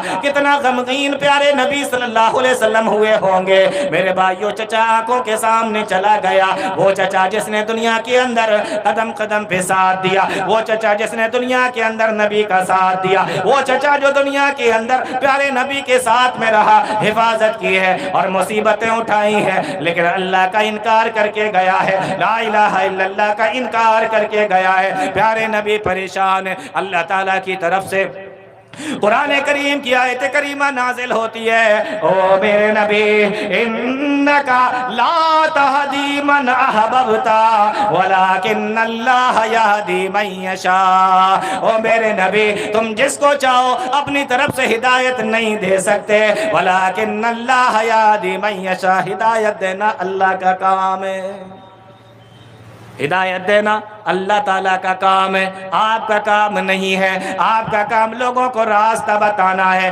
آپ کا کام لوگوں کو سمجھانا ہے، آپ کا کام تو قرآن پڑھ کر بتا دینا ہے، اس کی تشریح کر دینا ہے، اس کی وضاحت کر دینا ہے۔ ہدایت کس کو ملنا ہے، ہدایت کس کو ملے گی، ہدایت پہ کون آئے گا، یہ اللہ فیصلہ کرے گا، اس کا فیصلہ آسمانوں پر ہوگا۔ وَلَٰكِنَّ اللَّهَ يَهْدِي مَن يَشَاءُ، اللہ تعالیٰ جس کو چاہے گا ہدایت عطا فرمائے گا۔ اس لیے میرے بھائیوں، کتنی عجیب بات ہے، یہ دونوں لوگ جنہوں نے منع کیا کہ کلمہ مت پڑھنا، اس میں سے ابو جہل تو جنگ بدر کے اندر مارا گیا، اور دوسرے والے جن کا نام عبداللہ بن ابی امیہ تھا، انہوں نے بعد میں آگے چل کر کلمہ پڑھ لیا، مسلمان ہو گئے، جس کی وجہ سے ابو طالب نے کلمہ نہیں پڑھا، آگے چل کے وہی عبداللہ بن ابی امیہ مسلمان ہو گئے۔ آیا کو سمجھ میں؟ ہدایت دینا اللہ تعالیٰ کا کام ہے، اللہ تعالیٰ ہدایت دیتا ہے۔ ان کے کہنے سے ابو طالب نے کلمہ نہیں پڑھا اور دنیا سے ایسے ہی چلا گیا، اور بعد میں انہوں نے ہی کلمہ پڑھ لیا، یہی مسلمان ہو گئے۔ تو ہدایت دینا اللہ تعالیٰ کا کام ہے۔ آئیے میرے بھائیو، میں آپ کو یہ بتا رہا تھا کہ یہ نبی کے چچا ہیں، لیکن کفر کر کے گئے ہیں، اللہ تعالیٰ کے ساتھ میں شرک کر کے گئے ہیں۔ کفر کر کے گئے ہیں، کلمہ نہیں پڑھا ہے، کیا بخشش ہو جائے گی؟ کیا صرف اس وجہ سے بخش دیا جائے گا؟ کیا صرف اس وجہ سے جنت کے اندر ڈال دیا جائے گا کہ انہوں نے 40-45 سال تک نبی کا ساتھ دیا؟ نبی جب چھوٹے سے تھے، جب سے لے کے ابھی تک نبی کا ساتھ دیا، ہر قدم پہ نبی کا ساتھ دیا، چلو ان کو جنت کے اندر ڈال دو، یہ ہاشمی خاندان سے، یہ نبی کے چچا ہے، یہ پیارے نبی کے ساتھ دینے والے نہیں میرے بھائیوں۔ حضرت عبداللہ ابن عباس رضی اللہ تعالی عنہ بیان فرماتے ہیں، انہوں نے اللہ کے نبی صلی اللہ علیہ وسلم سے پوچھا، اے اللہ کے نبی مجھے یہ بتائیے کہ جہنم کے اندر سب سے زیادہ ہلکا عذاب کس کو ہوگا؟ کیا سوال پوچھا؟ جہنم کے اندر سب سے زیادہ ہلکا عذاب کس کو ہوگا؟ پیارے نبی کا جواب سنو، فرمایا ان اہون اہل النار عذابا ابو طالب۔ کہاں گئے؟ جہنم کے اندر ان کو ڈالا گیا، لیکن پیارے نبی فرماتے ہیں ان اہون اہل النار عذابا ابو طالب، سب سے ہلکا عذاب ابو طالب کو دیا جائے گا۔ کیا لگتا ہے آپ کو کتنا ہلکا عذاب ہوگا؟ کس طریقے کا عذاب دیا جائے گا کہ جہنم کے اندر بھی ہے لیکن کھا پی بھی رہے ہیں، جہنم کے اندر بھی ہے لیکن مزے بھی کر رہے ہیں، جہنم کے اندر بھی ہے کھانا پینا بھی دیا جا رہا ہے، جہنم کے اندر بھی ہے لیکن کولر بھی لگا دیا گیا ہے، جہنم کے اندر بھی ہے ایک بہترین سا بستر اور کمرہ بھی دے دیا گیا ہے۔ نہیں میرے بھائیوں، اللہ کے نبی صلی اللہ علیہ وسلم ارشاد فرماتے ہیں، صحیح مسلم کی روایت ہے، فرمایا کہ میرے چچا ابو طالب کو جو سب سے ہلکا عذاب دیا جائے گا، وہ ہلکا عذاب یہ ہوگا، ہوا منتعل بنعلین، دو آگ کے جوتے پہنا دیے جائیں گے، دو آگ کی جوتیاں میرے چچا ابو طالب کو پہنا دی جائیں گے، اور اس کا اثر یہ ہوگا یغلی منہما دماغہ، اس کی وجہ سے ان کا دماغ اس طریقے سے ابلے گا اور اس طریقے سے ابل رہا ہوگا جس طریقے سے ہانڈی کو جب چولہے کے اوپر آگ کے اوپر رکھ دیا جاتا ہے تو ہانڈی کے اندر کا سامان، ہانڈی کے اندر کا وہ پانی ابلتا ہے جس کو آگ کے اوپر رکھ دیا جائے۔ فرمایا دو جوتیاں آگ کی پہنا دی جائیں گے، یغلی منہما دماغہ، جس کی وجہ سے ان کا دماغ ہانڈی کی طرح ابل رہا ہوگا۔ آپ انگارہ برداشت نہیں کر سکتے، ایک موم بتی جلائیے، اس پہ انگلی رکھ کے دیکھیے کہ آپ کتنا برداشت کر سکتے ہیں۔ یہ دنیا کی آگ ہے جس کے بارے میں یہ بیان کیا گیا ہے کہ اگر جہنم سے نکال کر دنیا کی آگ کے اندر کسی جہنمی کو ڈال دیا جائے سو جائے گا۔ اتنی خطرناک جہنم کی آگ، ہم دنیا کی آگ کو برداشت نہیں کر سکتے۔ وہاں ابو طالب کو سزا دی جا رہی ہے، کیوں سزا دی جا رہی ہے؟ صرف اسی وجہ سے کہ وہ اللہ کے ساتھ میں کفر کر کے گئے۔ اس لیے میرے بھائیوں، سب سے پہلی چیز جو جہنم کے اندر آپ کو 100% پہنچانے والی ہے، جو انسان کو 100% جہنم کے اندر لے جانے والی ہے، وہ کون سی ہے؟ وہ اللہ کے ساتھ میں کفر کرنا ہے، اللہ کے ساتھ میں شرک کرنا ہے۔ میری ماؤں بہنوں، تمہارے اندر بھی بڑا شرک ہے۔ مائیں بہنیں بڑی جلدی شیطان کی چالوں کے اندر پھنس جاتی ہیں، ان کا عقیدہ تھوڑا کمزور ہوتا ہے، ان کو بہکانا بھی ذرا آسان ہوتا ہے، ان کا عقیدہ بھی تھوڑا کمزور ہوتا ہے، اس لیے جلدی سے پھنس جاتی ہیں۔ میرے بھائیوں، یہ دو گناہ ایسے ہیں، کفر اور شرک، یہ اس طریقے کے گناہ ہیں جس کی وجہ سے 100% انسان جہنم کے اندر جائے گا۔ بہت خطرناک گناہ ہے۔ تو پہلی چیز کیا بیان کی گئی ہے؟ شرک، کفر، اس سے بچنا ہے۔ کیوں بچنا ہے؟ کہ اس میں کوئی چانس ہی نہیں ہے بچنے کے، 100% انسان جہنم میں جانے والا ہے۔ آپ غور کریں، اللہ تعالیٰ نے قرآن کریم کے اندر بیان فرمایا، اِنَّهُ مَن يُشْرِكْ بِاللَّهِ فَقَدْ حَرَّمَ اللَّهُ عَلَيْهِ الْجَنَّةَ، بے شک جن لوگوں نے اللہ کے ساتھ میں شرک کیا ہے، اللہ تعالیٰ نے ان کے اوپر جنت کو حرام کر دیا ہے۔ اب آپ سوچ رہے ہوں گے چلو جنت ہی حرام ہے لیکن جہنم میں بھی تو نہیں جا رہے ہیں۔ اللہ تعالیٰ نے آگے فرمایا وَمَأْوَاهُ النَّارُ، ان کا ٹھکانہ جہنم ہے۔ اب آپ سوچ رہے ہوں گے کہ جنت حرام ہے اور ٹھکانہ جہنم ہے، لیکن کوئی دن تو ایسا آئے گا کہ ہمیں نکال لیا جائے گا۔ فرمایا وَمَا لِلظَّالِمِينَ مِنْ أَنصَارٍ، ان کو کبھی بھی جہنم سے نکالا نہیں جائے گا، ان کو جہنم سے کبھی بھی باہر نہیں لایا جائے گا، کوئی ان کی مدد کرنے والا نہیں ہوگا۔ تو پہلا کام کفر اور شرک۔ دوسرا کام جو انسان کو جہنم کے اندر پہنچانے والا ہے وہ کون سا کام ہے؟ وہ بدعت ہے۔ بدعت اچھے طریقے سے یاد کر لیجئے، بدعت ہے۔ بدعت کس کو کہتے ہیں؟ آپ اس کو آسانی کے ساتھ میں یوں سمجھ لیجئے کہ اگر کسی نے شرک کیا تو سمجھ لو کہ اس نے لا الہ الا اللہ کا انکار کر دیا، اور اگر کسی نے بدعتیں کی تو سمجھ لو اس نے محمد الرسول اللہ کا انکار کر دیا۔ بدعت کا مطلب یہ ہوتا ہے کہ دین اللہ تعالیٰ نے جتنا دیا ہے، جتنا اللہ تعالیٰ نے دین کو نازل کیا ہے، آپ کو اتنا کافی نہیں لگ رہا ہے، آپ اس کے اندر نئی نئی چیزوں کو ایجاد کر رہے ہیں۔ دین کے اندر نئی چیزوں کو ایجاد کرنا اور اس کو ثواب سمجھ کر کرتے جانا، اسی کا نام بدعت ہے۔ اس فرق کو ذرا سمجھ لیجئے۔ دین کے اندر نیا کام نکالنا بدعت ہے، دنیا کے اندر نیا کام نکالنا بدعت نہیں ہے۔ آج جب آپ بدعت کو سمجھاتے ہیں تو لوگ آپ کو ایسے ہی پھنساتے ہیں کہ اچھا جو چیز نبی کے زمانے میں نہ ہو وہ بدعت ہے، تو یہ مائک بھی تو نہیں تھا نبی کے زمانے میں، تو مائک بھی بدعت ہے، اب اسے بھی ہٹا دو۔ موبائل بھی تو نہیں تھا نبی کے زمانے میں، تو موبائل رکھنا بند کر دو۔ اے سی نہیں تھی نبی کے زمانے میں، تو اے سیاں بھی ہٹا دو۔ ٹرین نہیں تھی، موٹر سائیکل نہیں تھی، کار نہیں، یہ ساری چیزیں نہیں تھی، تو یہ بھی نبی کے زمانے میں نہیں تھی، یہ بھی ہٹا دو۔ ارے اللہ کے بندو، پہلے سمجھو کہ بدعت کس کو کہتے ہیں۔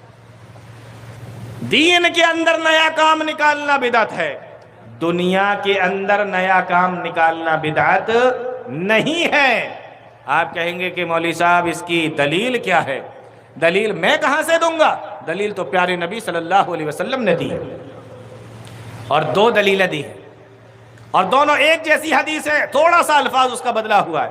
صحیح مسلم کی دونوں روایتیں ہیں۔ پیارے نبی صلی اللہ علیہ وسلم نے فرمایا، غور سے سنیں دلیل، من عمل عملا لیس علیہ امرنا فہو رد، جس نے کوئی ایسا عمل کیا جو ہماری شریعت کے اندر نہیں ہے، اور جس نے دین کے اندر کوئی ایسا عمل کیا جو ہماری شریعت کے اندر نہیں ہے، فَهُوَ رَدٌ، جس کا ہم نے حکم نہیں دیا، جس کو اللہ تعالیٰ نے نہیں بتایا۔ مَنْ عَمِلَ عَمَلًا لَيْسَ عَلَيْهِ أَمْرُنَا، جو ہمارے دین کے اندر نہیں ہے لیکن اس نے وہ عمل نکال لیا اور اس کو دین سمجھ کر وہ کرتا جا رہا ہے، فرمایا فَهُوَ رَدٌ، وہ اللہ کی نظر میں مردود ہے۔ آپ کوئی ایسا عمل کر رہے ہیں جو دین کے اندر نہیں ہے، شریعت کے اندر نہیں ہے، وہ مردود ہے۔ ایک حدیث تو یہ، اور دوسری حدیث پیارے نبی صلی اللہ علیہ وسلم نے بیان فرمایا، من احدث فی امرنا، جس نے کوئی نیا کام ایجاد کیا، من احدث فی امرنا، ہمارے اس دین کے اندر، فی امرنا، مفسرین نے، محدثین نے، شارحین نے اس ٹکڑے کا ترجمہ اور تفسیر و تشریح کرتے ہوئے لکھا ہے کہ امرنا کے معنی ہوتا ہے دین کے اندر۔ معلوم یہ ہوا کہ دین کے اندر کوئی نئی چیز نکالنا بدعت ہے، اور دنیا کے اندر اگر کوئی نئی چیز نکالی جاتی ہے تو وہ بدعت نہیں ہے۔ یہ فرق سمجھنا بہت ضروری ہے، ورنہ لوگ آپ کو ایسے ہی بہکاتے رہیں گے، اور جس طریقے سے اپنی عوام کو لوگ بے وقوف بناتے ہیں، اسی طریقے سے لوگ بحث بھی کرتے ہیں کہ بھائی آپ نے یہ مائک کہاں سے لے آئے، یہ موٹر سائیکل کہاں سے لے آئے، یہ موبائل کہاں سے لے آئے۔ تو دین کے اندر نیا کام نکالنا بدعت ہے، دنیا کے اندر نیا کام نکالنا بدعت نہیں ہے۔ یہ دوسرا کام ہے جس کی وجہ سے انسان جہنم کے اندر جا سکتا ہے۔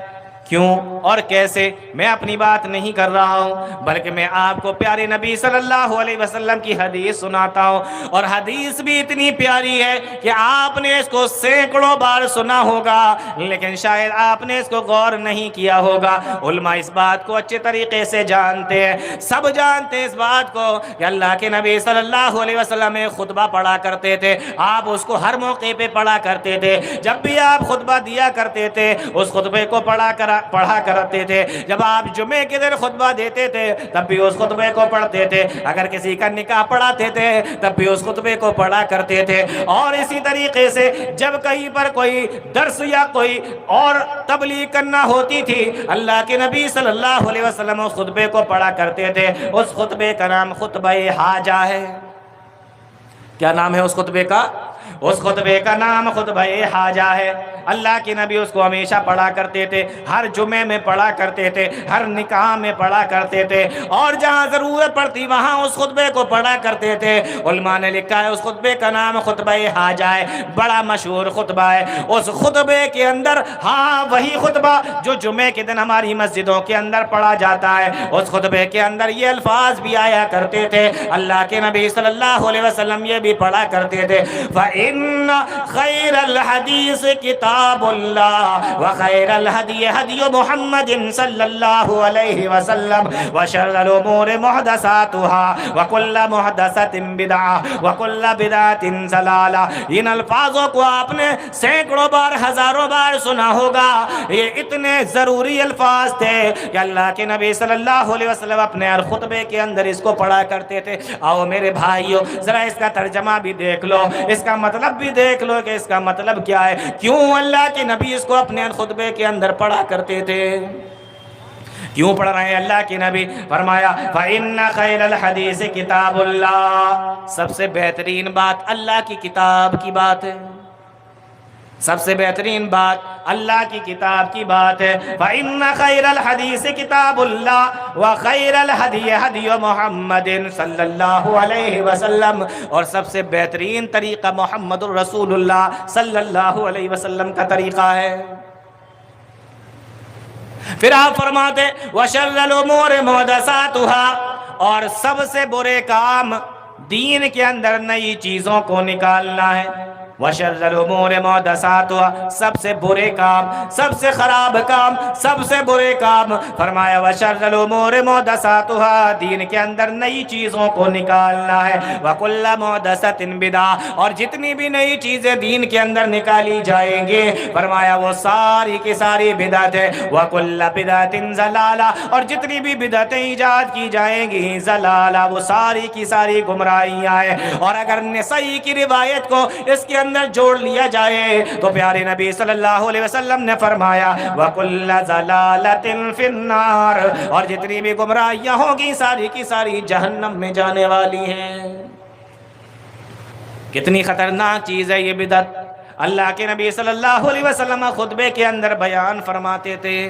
ایک اور حدیث دیکھو، اللہ کے نبی صلی اللہ علیہ وسلم نے ارشاد فرمایا، ایک موقع ہے اللہ کے نبی صلی اللہ علیہ وسلم خطبہ دے رہے ہیں، صحابی رسول بیان فرماتے ہیں اللہ کے نبی نے ایسا خطبہ دیا، ایسا خطبہ دیا، ذرفت منها العیوب وجلت منها القلوب، ایسا خطبہ دیا اللہ کے نبی صلی اللہ علیہ وسلم نے جس کی وجہ سے ہماری آنکھوں سے آنسو نکل پڑے، ہمارے دل کانپ اٹھے۔ اس طریقے کا خطبہ اللہ کے نبی صلی اللہ علیہ وسلم نے دیا۔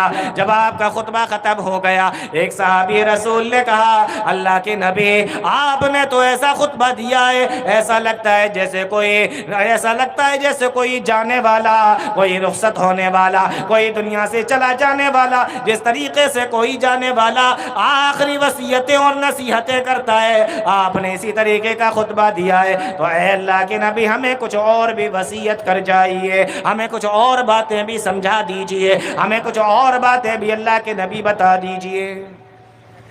اب پیارے نبی کا جواب سنو، اللہ کے نبی صلی اللہ علیہ وسلم اپنے صحابہ کو سمجھا رہے ہیں، فرمایا او میرے صحابہ، اوصیکم بتقوی اللہ، میں تمہیں سب سے پہلے وصیت کر رہا ہوں کہ تم اللہ تعالیٰ کا تقوی اختیار کرنا، اور اس کے بعد میں فرمایا کہ میں تمہیں یہ بھی وصیت کر کے جا رہا ہوں کہ لوگ تم باتوں کو سننا بھی اور باتوں کو ماننا بھی۔ کس کی باتوں کو سننا اور کس کی باتوں کو ماننا؟ فرمایا جو تمہارا امیر ہو، وَإِنْ كَانَ عَبْدًا حَبْشِيًّا، چاہے وہ کسی بھی شکل کا ہو، کسی بھی رنگ کا ہو، لیکن تم اس کی باتوں کو ماننا اور اس کی باتوں کو سننا۔ پھر اللہ کے نبی صلی اللہ علیہ وسلم نے فرمایا فَإِنَّهُ مَنْ يَعِشْ مِنْكُمْ بَعْدِي فَسَيَرَىٰ اخْتِلَافًا كَثِيرًا، او میرے صحابہ تم میں سے جو میرے بعد میں زندہ رہے گا وہ دنیا کے اندر بہت زیادہ اختلاف دیکھے گا۔ جب اختلاف کا زمانہ آ جائے فَعَلَيْكُمْ بِسُنَّتِي وَسُنَّتِ الْخُلَفَاءِ الرَّاشِدِينَ الْمَهْدِيِّينَ عَضُّوا عَلَيْهَا بِالنَّوَاجِذِ، اور پیارے نبی نے فرمایا جب اختلاف کا زمانہ آ جائے میرے سنتوں کو مضبوطی کے ساتھ میں پکڑ لینا، میرے خلفائے راشدین کی سنتوں کو مضبوطی کے ساتھ میں پکڑ لینا۔ کتنی مضبوطی کے ساتھ میں پکڑنا؟ پر فرمایا اپنے دانتوں کے اندر جو داڑیں ہوتی ہیں یہاں سے اس کو مضبوطی کے ساتھ میں پکڑنا۔ اتنا بیان کرنے کے بعد اللہ کے نبی صلی اللہ علیہ وسلم نے فرمایا وَإِيَّاكُمْ مُحْدَثَاتِ الْأُمُورِ، اور میرے صحابہ دین کے اندر نئی نئی چیزوں کو نکالنے سے بچنا۔ دیکھ رہے ہیں آپ کتنی خطرناک چیز ہوتی ہے بدعت۔ اللہ کے نبی صلی اللہ علیہ وسلم نے خطبہ دیا، اور خطبہ بھی بڑا زبردست دیا، اور ایسا خطبہ دیا کہ صحابہ رونے لگے، آنکھوں سے آنسو بہہ نکلے، دل کانپ گئے۔ اور پھر صحابہ نے کہا اللہ کے نبی کچھ اور نصیحتیں کر دیجئے، تو سب سے لاسٹ میں پیارے نبی کیا نصیحت کر رہے ہیں وَإِيَّاكُمْ مُحْدَثَاتِ الْأُمُورِ، دین کے اندر نئی نئی چیزوں کو نکالنے سے بچنا۔ فَإِنَّ كُلَّ مُحْدَثَةٍ بِدْعَةٍ وَكُلَّ بِدْعَةٍ ضَلَالَةٍ، کیونکہ نئی چیز جو نکالی جائے گی وہ بدعت ہوگی، وَكُلَّ بِدْعَةٍ ضَلَالَةٍ، اور جو بھی بدعت ہوگی وہ گمراہی ہوگی، ہدایت نہیں ہوگی، حق نہیں ہوگا۔ تو یہ ایسی چیز ہے الضلالۃ فی النار، گمراہی جہنم کے اندر لے جانے والی ہے۔ یہ دوسرا کام ہے جس کی وجہ سے انسان جہنم کے اندر چلا جائے گا۔ بدعت بہت خطرناک گناہ ہے، بلکہ علماء نے لکھا ہے کہ شرک کے بعد سب سے بڑا گناہ بدعت ہے۔ علماء نے یہ بات لکھی ہے کہ شرک کے بعد سب سے بڑا گناہ بدعت ہے۔ اس لیے آپ دیکھیں ایک اور حدیث دیکھیں، بخاری مسلم اور دوسری کتابوں کے اندر یہ حدیث آپ کو مل جائے گی۔ پیارے نبی صلی اللہ علیہ وسلم نے فرمایا قیامت کا دن ہوگا، میں میدان محشر میں ہوں گا اور حوض کوثر پہ بیٹھا ہوں گا۔ کہاں پر ہوں گا؟ حوض کوثر پہ ہوں گا۔ پیارے نبی نے فرمایا میرے پاس میں لوگ آئیں گے، حوض کوثر کا پانی پیئیں گے، من مر علی شربا ومن شرب لم یظمأ ابدا۔ حوض کوثر کے بارے میں اللہ کے نبی صلی اللہ علیہ وسلم نے فرمایا جو بھی وہاں سے گزرے گا، من مر علی شربا، جو بھی وہاں سے گزرے گا وہ اس کے پانی کو پیے گا، ومن شرب لم یظمأ ابدا، اور جو ایک بار پانی پی لے گا جنت میں جانے تک اس کو دوبارہ پیاس نہیں لگے گی۔ یہ کیا ہے؟ یہ حوض کوثر کا پانی، ٹھیک ہے نا؟ یہاں تک بات آپ سمجھ گئے۔ اس کے بعد میں اللہ کے نبی صلی اللہ علیہ وسلم نے فرمایا اتنے میں ایک جماعت میری طرف آئے گی، جو میری طرف آئے گی، اور میں اس کو دیکھوں گا تو میں اس کو پہچان لوں گا کہ یہ میری امت کے لوگ ہیں۔ آپ یہ نہیں کہہ رہے ہیں کہ کوئی اور ہوں گے، کسی اور نبی کے امتی ہوں گے۔ کیا فرمایا پیارے نبی صلی اللہ علیہ وسلم نے؟ میں دیکھوں گا اور میں پہچان لوں گا کہ یہ میری امت کے لوگ ہیں، لیکن میں دیکھوں گا کہ فرشتے میرے اور ان کے بیچ میں آ جائیں گے۔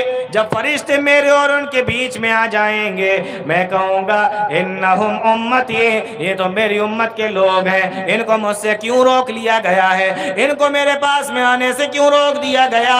تو فرشتے مجھے بتائیں گے انک لا تدری ما احدثوا بعدک، اے اللہ کے نبی آپ کو نہیں معلوم ہے آپ کی دنیا سے آ جانے کے بعد، آپ کی دنیا سے چلے جانے کے بعد انہوں نے دین کے اندر کتنا نیا نیا کام نکالا تھا، انہوں نے دین کے اندر کتنی نئی نئی چیزیں داخل کی تھی، کتنی نئی نئی چیزوں کو دین کے اندر داخل کر دیا تھا۔ پیارے نبی اتنا غصہ ہوں گے، پیارے نبی اتنے ناراض ہوں گے۔ حدیث کے اندر آتا ہے پیارے نبی صلی اللہ علیہ وسلم یہ بات کو سننے کے بعد میں فرمائیں گے سوقن سوقن لمن غیر بعدی لمن بدل دینی. پیارے نبی صلی اللہ علیہ وسلم فرماتے ہیں اس کو سننے کے بعد میں کہوں گا دور ہو جاؤ, ان کو میری نظروں کے سامنے سے دور کر دو, ان کو میرے سامنے سے دور کر دو, ان لوگوں کو میرے سامنے سے ہٹا دو جنہوں نے میرے بعد میرے دین کو بدل ڈالا, میرے دین کے اندر چینجنگ کر دی ہے, میرے دین کے اندر سے چیزوں کو نکال لیا یا میرے دین کے اندر چیزوں کو ڈال دیا ہے. اس لیے میرے بھائیوں یہ بدعت بھی اتنا بڑا گناہ ہے جس کی وجہ سے انسان جہنم کے اندر جا سکتا ہے. تو یہ دوسرا کام, یہ دوسرا عمل ہے جس کی وجہ سے انسان جہنم کے اندر چلا جائے گا.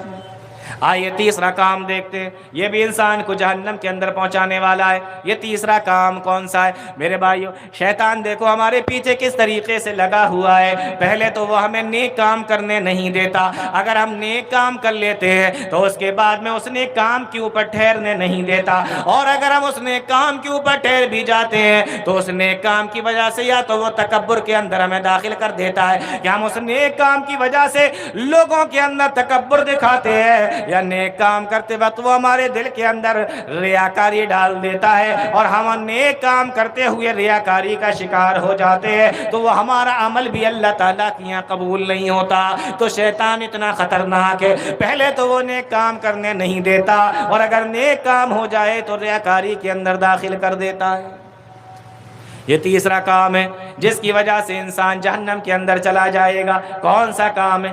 ریاکاری کا کام ہے, دکھاوے کا کام ہے کہ انسان کوئی ایسا کام کرے جو کام تو اللہ تعالیٰ کے لیے کر رہا ہو, لیکن اس کے اندر دل میں یہ خیال آ جائے کہ انسان ہمارا ہم سے راضی ہو جائے, یہ لوگ ہم سے راضی ہو جائیں, لوگ خوش ہو جائیں, لوگوں کے اندر چرچا ہو جائے, لوگوں کے اندر باتیں ہو جائیں, فلانا کیسا ہے, ڈھکانا کیسا ہے نا.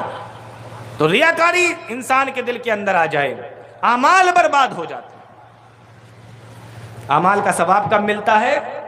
پیارے نبی صلی اللہ علیہ وسلم فرماتے ہیں, اللہ کے قرآن کی آیت سنو, اللہ تعالیٰ نے قرآن کریم کے اندر بیان فرمایا فَمَنْ كَانَ يَرْجُو لِقَاءَ رَبِّهِ, جو شخص اپنے رب سے ملاقات کی امید رکھتا ہو اس کو دو کام کرنا پڑیں گے. فرمایا فَلْيَعْمَلْ عَمَلًا صَالِحًا, پہلے تو اس کو نیک عمل کرنا پڑے گا, وَلَا يُشْرِكْ بِعِبَادَةِ رَبِّهِ أَحَدًا, اور دوسرا کام اس کو یہ کرنا پڑے گا کہ وہ اللہ کے ساتھ میں کسی کو شریک نہ کرے. تو اللہ کے ساتھ میں شریک نہ کرے, اس پر ہم بات کر چکے ہیں شرک کے تعلق سے. تو دوسرا کام کیا ہے؟ نیک عمل کرے. اس آیت کی تفسیر کرتے ہوئے مفسرین نے لکھا ہے نیک عمل کس کو کہتے ہیں؟ غور سے سنیے. فرمایا نیک عمل یہ ہے, نیک عمل یہ ہے کہ اس عمل کا حکم, اس کام کا حکم اللہ تعالیٰ نے دیا ہو. ایسا نہیں ہے کہ آپ اپنی مرضی سے ہی کوئی کام کرنے لگے, اس نیک کام کا حکم اللہ تعالیٰ نے دیا ہو, یہ پہلی شرط ہے. اور دوسری شرط یہ ہے وہ نیک عمل تبھی نیک عمل کہلائے گا کہ جب پہلا کام تو یہ ہے کہ اللہ تعالیٰ نے اس کام کا حکم دیا ہو, اور دوسرا کام یہ ہے, دوسری چیز یہ ہے کہ وہ کام پیارے نبی صلی اللہ علیہ وسلم کے طریقے کے مطابق ہو. اگر اللہ تعالیٰ نے حکم دیا لیکن آپ نے طریقہ کوئی اور نکالا, وہ عمل نیک عمل نہیں رہے گا, اس پر آپ کو کوئی بھی ثواب نہیں ملے گا, کوئی بدلہ نہیں ملے گا. تو پہلا کام اللہ تعالیٰ نے حکم دیا ہو, دوسرا کام وہ کام نبی کریم صلی اللہ علیہ وسلم کے سنت کے مطابق ہو. چلو مان لیتے ہیں ایک انسان ہے, اس نے وہ کام کیا جس کا حکم اللہ تعالیٰ نے دیا, اور اس نے کیا بھی پیارے نبی صلی اللہ علیہ وسلم کے طریقے کے مطابق, لیکن اس کام کے اندر ریاکاری داخل ہو گئی, دکھاوا داخل ہو گیا, اس نے وہ کام لوگوں کو دکھانے کے لیے کیا. بتاؤ میرے بھائیوں, کیا یہ عمل اس کا قبول ہوگا؟ یہ عمل قبول ہوگا اللہ تعالیٰ کے یہاں؟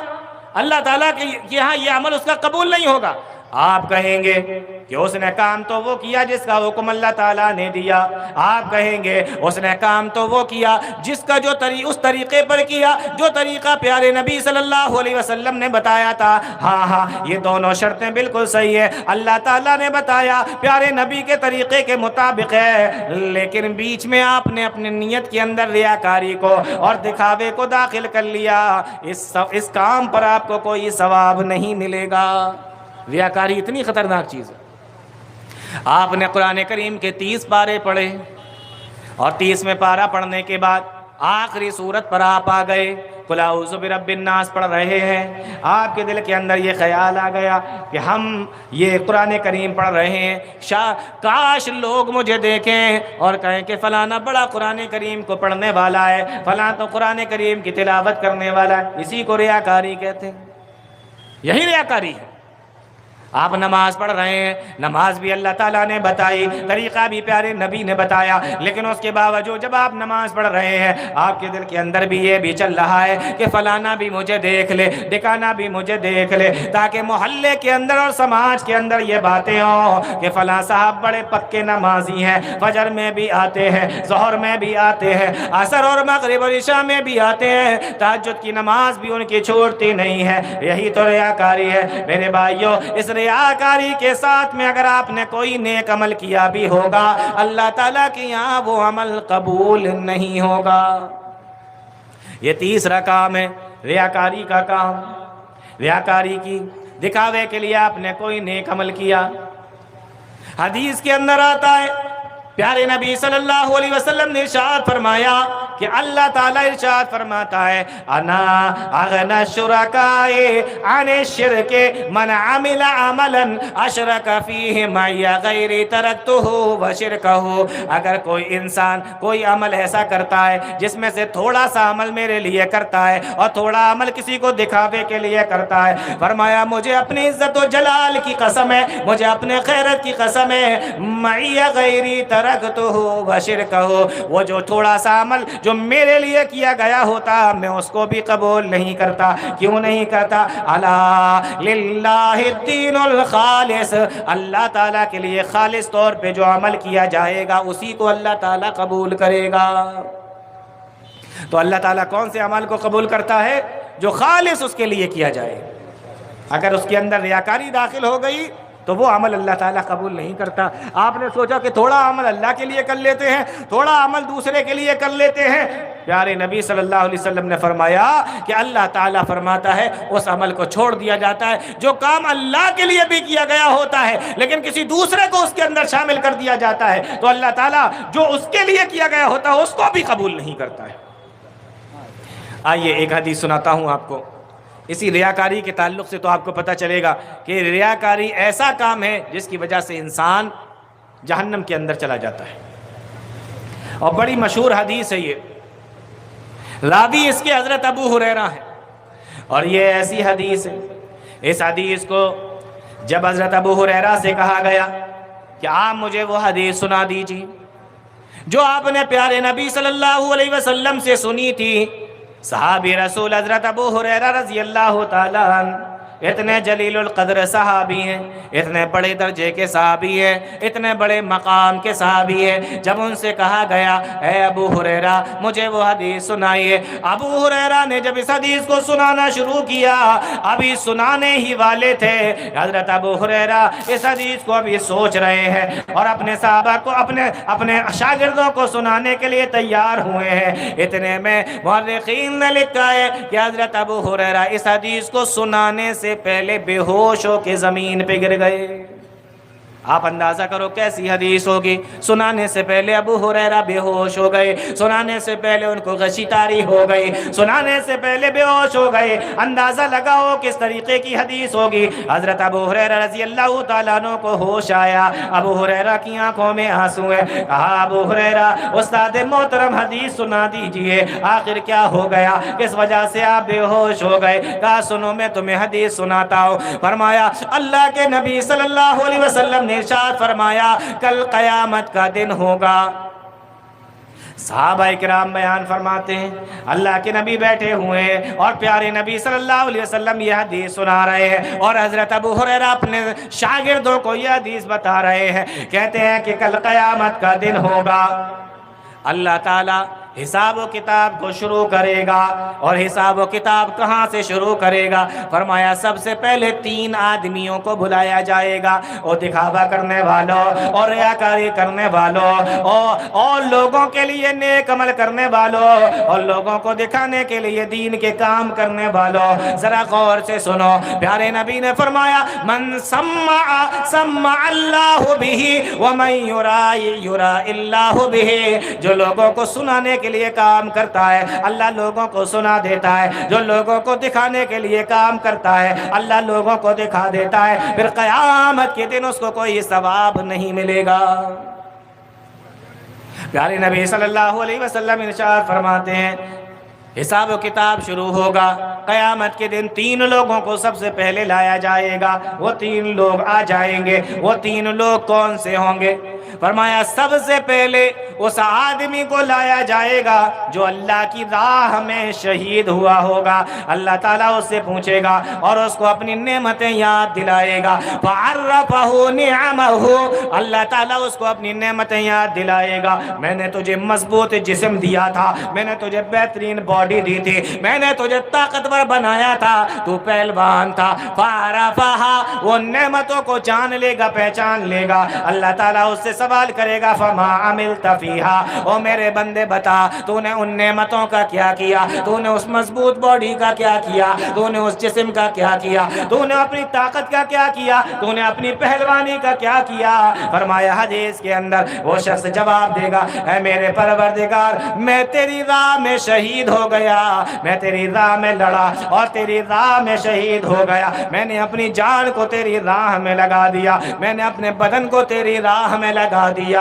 حدیث کے اندر آتا ہے اللہ تعالیٰ کا جواب ہوگا قَالَ كَذَبْتَ، تو جھوٹ بول رہا ہے، وَلَكِنَّكَ قَاتَلْتَ، کیونکہ تو نے جھگڑا تو اس لیے کیا تھا، تو نے لڑائی تو اس لیے کی تھی، تو شہید اس لیے ہوا تھا لِأَن يُقَالَ جَرِيٌ، تاکہ دنیا والے تیرے بارے میں باتیں کریں، تاکہ دنیا والے تیرے بارے میں کہیں کہ بہت بڑا آدمی تھا، بہت بڑا طاقتور تھا، بہت بڑا سورما تھا، بہت بڑا پہلوان آدمی تھا، بڑا تلوار چلانے والا تھا، بڑا نیزہ چلانے والا تھا، بڑی تیر اندازی کرنے والا تھا، بہت زبردست تھا، بہت طاقت کے ساتھ میں لڑنے والا تھا، بہت تیزی کے ساتھ میں گھوڑا دوڑانے والا تھا، لِأَن يُقَالَ جَرِيٌ، تاکہ لوگ تیرے بارے میں چرچا کریں، تیرے بارے میں باتیں کریں، فَقَدْ قِيلَ، تو دنیا کے اندر تیرا چرچا ہو چکا ہے، دنیا کے اندر تیری باتیں ہو چکی ہے، تیری بہادری کی مثالیں دنیا کے اندر دے دی گئی ہیں۔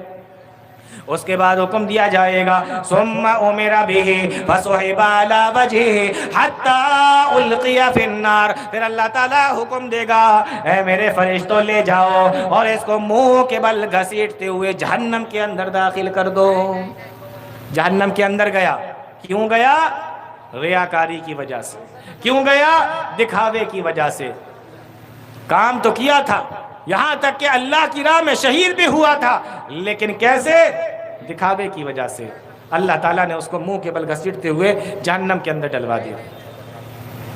صحابی رسول حضرت ابو ہریرہ رضی اللہ تعالیٰ عنہ بیان فرماتے ہیں پھر اللہ تعالیٰ ایک دوسرے آدمی کو بلائے گا وَرَجُلٌ تَعَلَّمَ الْعِلْمَ وَعَلَّمَهُ، اور ایسے آدمی کو بلایا جائے گا جس کو اللہ تعالیٰ نے علم سے نوازا تھا، دین سے نوازا تھا، قرآن کریم کا پڑھنے والا تھا، اور اسی طریقے سے عالم دین تھا، دین کا جانکار تھا، دین کی باتوں کا جاننے والا تھا۔ اللہ تعالیٰ ایسے آدمی کو بلائے گا فَعَرَّفَهُ نِعَمَهُ، اللہ تعالیٰ اس کو اپنی نعمتیں یاد دلائے گا، فَعَرَّفَهَا، اس کو نعمتیں یاد آ جائے گی۔ پھر اللہ تعالیٰ کا سوال ہوگا مَا عَمِلْتَ فِيهَا، بتا میں نے جو نعمتیں تجھے دی تھی تو نے اس کا کیا کیا؟ किया, वो कहेगा परवरदिगार तअल्लमतुल इल्म व अल्लमतुहु बक़रातु फ़ीका व क़राअतुल क़ुरान फ़ीका।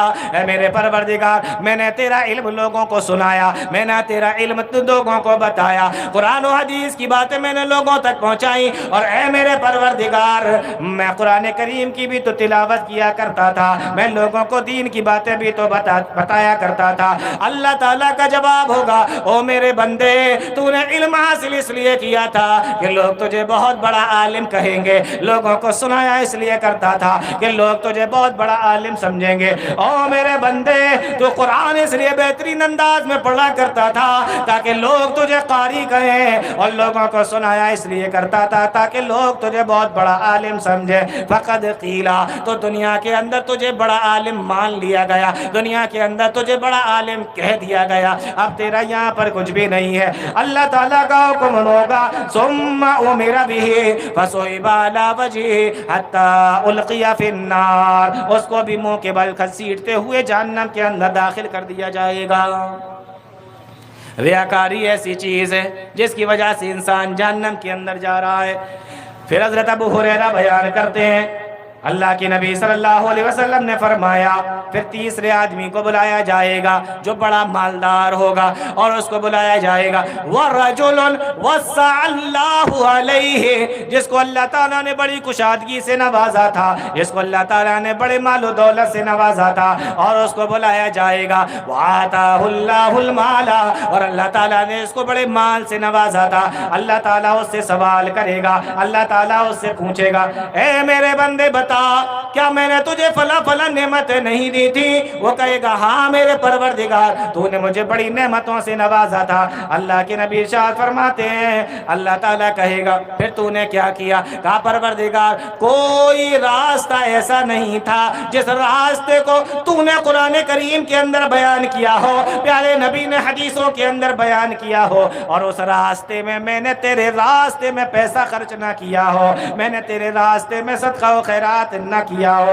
अल्लाह के नबी इरशाद फरमाते हैं, अल्लाह ताला का जवाब होगा, काला कज़बता, तू झूठ बोल रहा है, तू पैसा इसलिए खर्च किया करता था ताकि लोग तुझे जवाद कहे, लोग तुझे सखी कहे, बहुत बड़ा दाता कहे, बहुत बड़ा देने वाला कहे, तुझे दुनिया के अंदर ऐसा कह दिया गया। सुम्मा उमिरा बिही फसुइबा अला वजहिही हत्ता उल्किया फिन्नार, फिर उसको भी जहन्नम के अंदर मुंह के बल घसीटते हुए दाखिल कर दिया जाएगा।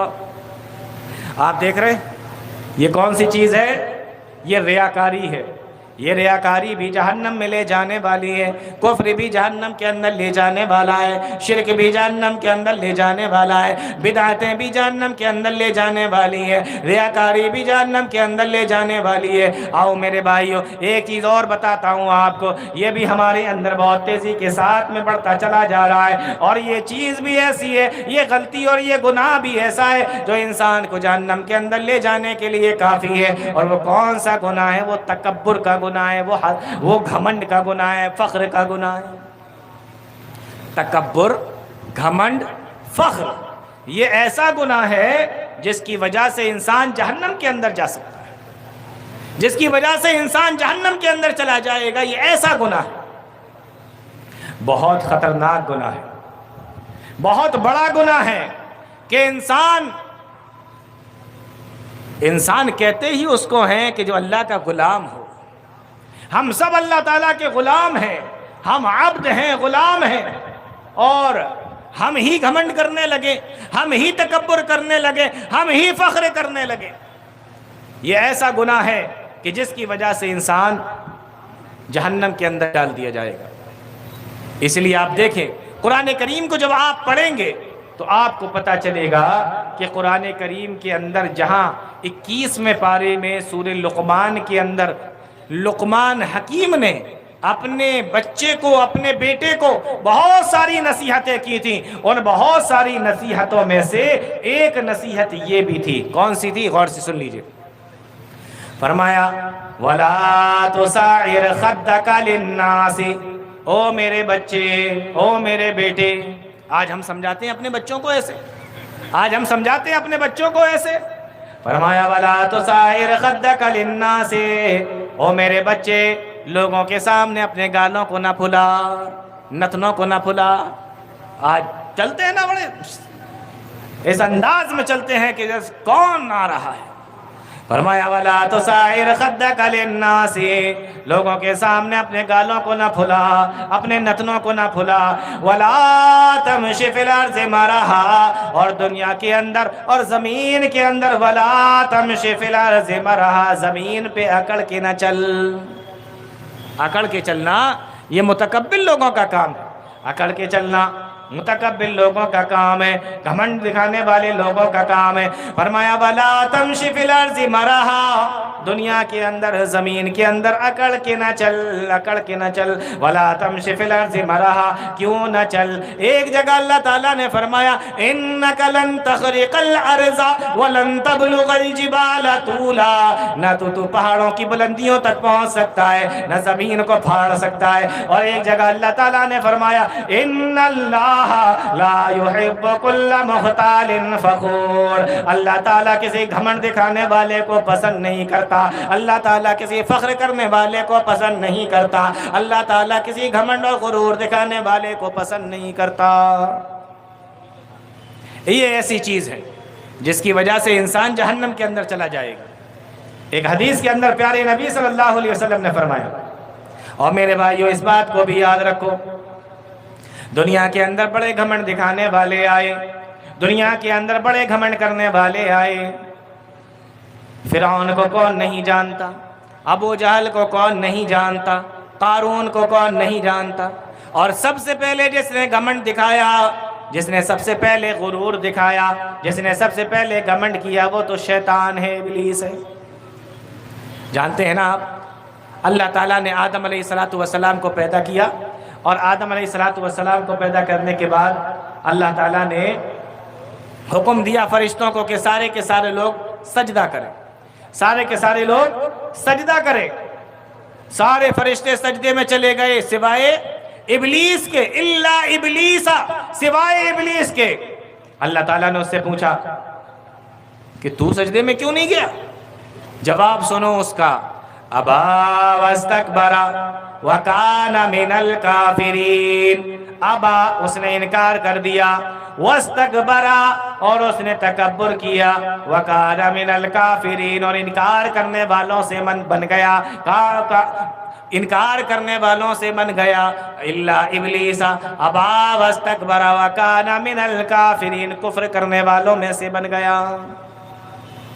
ایک اور جگہ پہ اللہ تعالیٰ نے فرمایا، اسی واقعے کو بیان کرتے ہوئے اللہ تعالیٰ نے اس سے پوچھا، ما منعک الا تسجد اذا امرتک، بتا جب میں نے تجھے سجدہ کرنے کا حکم دیا تھا تو نے سجدہ کیوں نہیں کیا؟ اس کا جواب سنو، کہنے لگا خلقتنی من نار وخلقتہ من طین. اے اللہ، میں کیسے اس کے سامنے سجدہ کرتا؟ خلقتنی من نار وخلقتہ من طین، تو نے مجھے آگ سے بنایا اور اس کو تو نے مٹی سے بنایا، اور آگ مٹی سے بہتر ہے. یہی تو گھمنڈ ہے، یہی تو گھمنڈ ہے. انسان اسی بات پر تو گھمنڈ کرتا ہے، میں اس سے بہتر ہوں، میں اس سے بہتر ہوں. اسجد لمن خلقت طینا، میں اس کو سجدہ کیسے کر لوں جس کو تو نے مٹی سے بنایا؟ اس لیے میرے بھائیو، یہ بیماری، یہ گناہ کہاں سے آیا؟ شیطان کی طرف سے آیا. سب سے پہلے یہ گھمنڈ اور غرور کرنے والا، فخر کرنے والا سب سے پہلے کون ہے؟ شیطان ہے. پیارے نبی صلی اللہ علیہ وسلم نے فرمایا، لا يدخل الجنت من کان فی قلبہ مثقال ذرۃ من کبر. او لوگو، جس کے دل کے اندر ذرہ برابر بھی کبر ہوگا، گھمنڈ ہوگا، جس کے دل کے اندر ذرہ برابر بھی گھمنڈ ہوگا، لا يدخل الجنت من کان فی قلبہ مثقال ذرۃ من کبر، ایسا آدمی جنت کے اندر داخل نہیں ہوگا، جنت کے اندر داخل نہیں ہوگا. رائی کے دانے کے برابر، ایک ذرے کے برابر بھی جس کے دل کے اندر، تو یہ گھمنڈ، یہ تکبر، یہ فخر، یہ ایسی چیز ہے جو انسان کو جہنم کے اندر لے جاتی ہے. جہنم میں لے جانے والے اعمال میں سے ایک تکبر اور گھمنڈ بھی ہے. آپ دیکھیں دنیا کے اندر کتنے آئے اور کتنے گھمنڈ دکھانے والے آئے، لیکن ان کا ہوا کیا ہے؟ قارون آیا، فرعون آیا، نمرود آیا، ابو جہل اور بہت سارے لوگ آئے. کتنے لوگوں کے نام آپ جانتے ہوں گے. آپ نے اپنی سماج کے اندر بھی دیکھا ہوگا بہت سارے لوگ آپ کو ایسے نظر آئے ہوں گے جو کسی زمانے میں بڑے گھمنڈ کیا کرتے تھے، بڑا فخر کیا کرتے تھے، بڑا گھمنڈ کیا کرتے تھے، اور آج دیکھو کوئی ان کا نام لینے والا بھی نہیں. ایک حدیث ہے پیارے نبی صلی اللہ علیہ وسلم کی، اس حدیث کے اندر حدیث قدسی ہے، اللہ تعالیٰ نے اس بات کو بیان فرمایا ہے. کیا اللہ تعالیٰ بیان کر فرماتا ہے الکبریاء ردائی والعظمت ازاری، یہ کبر میری چادر ہے، اور یہ بڑک پن، یہ عظمت، یہ بڑا پن، یہ عظمت، یہ بھی میری چادر ہے.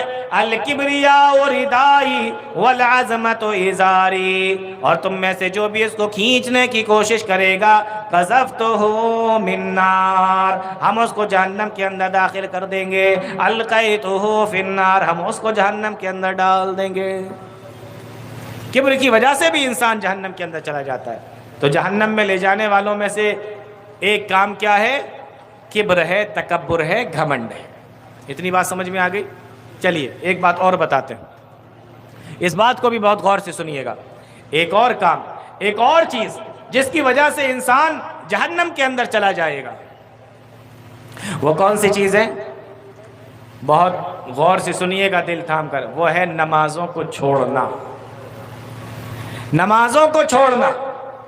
ہم نے اس کو اتنا آسان سمجھ لیا ہے، جب من چاہا نماز پڑھی، جب من چاہا نماز چھوڑ دی. جتنے وقت کی چاہی نماز پڑھی، اور جتنے وقت کی ہم نے چاہا نماز کو چھوڑ دیا. نمازوں کو چھوڑنا یہ بھی انسان کو جہنم کے اندر لے جانے والی چیز ہے. کیسے؟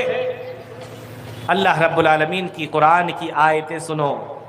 اللہ تعالیٰ بیان فرماتا ہے کہ جب جہنمی جہنم کے اندر چلے جائیں گے اور جنتی جنت کے اندر چلے جائیں گے، اب یہ جنتی جنت کے بالا خانوں پہ چڑھیں گے، اور وہاں سے جب دیکھیں گے تو دیکھیں گے کہ ہمارے جان پہچان والے جہنم کے اندر جل رہے ہیں. وہاں سے آواز لگائیں گے اور سوال کریں گے. اللہ تعالیٰ نے قرآن کریم کے اندر بیان فرمایا عن المجرمین ما سلککم فی سقر. ان مجرمین سے سوال کیا جائے گا. انسان یہ سمجھتا ہے کہ ہم کفر نہیں کرتے، ہم شرک نہیں کرتے تو ہم جنت کے اندر چلے جائیں گے. نمازی تو نہیں پڑھتے تو کیا ہوا، ہم نماز نہیں پڑھنے کے لیے جاتے تو کیا ہوا. قرآن کریم کی آیت کریمہ سنو. قرآن کریم کے حوالے سے میں آپ کو بتا رہا ہوں نماز کتنی ضروری چیز ہے اور نماز کتنی اہم چیز ہے. اللہ تعالیٰ قرآن کریم کے اندر بیان فرماتا ہے، قرآن کریم کے اندر بیان فرماتا ہے وہ جنتی اپنے بالا خانوں سے سوال کریں گے اور یہ جہنمی جہنم کے اندر ہوں گے. سوال ہوگا عن المجرمین، سوال کیا جائے گا ان مجرموں سے ما سلککم فی سقر، تم جہنم کے اندر کیسے آ گئے، تمہیں جہنم کے اندر کیسے ڈال دیا گیا، کون سا گناہ تم نے کیا تھا، کون سا جرم تم نے کیا تھا، کس وجہ سے تمہیں جہنم کے اندر ڈال دیا گیا ہے. ان جہنمیوں کا جواب سنو. جواب دیں گے قالوا لم نک من المصلین، ہم دنیا کے اندر نماز نہیں پڑھا کرتے تھے. کیا جواب ہوگا؟ قالوا لم نک من المصلین، ہم دنیا کے اندر نماز نہیں پڑھا کرتے تھے. نماز نہ پڑھنا یہ بھی ایسا گناہ ہے جس کی وجہ سے انسان جہنم کے اندر چلا جائے گا. ہم اس کو کتنا ہلکا سمجھتے ہیں.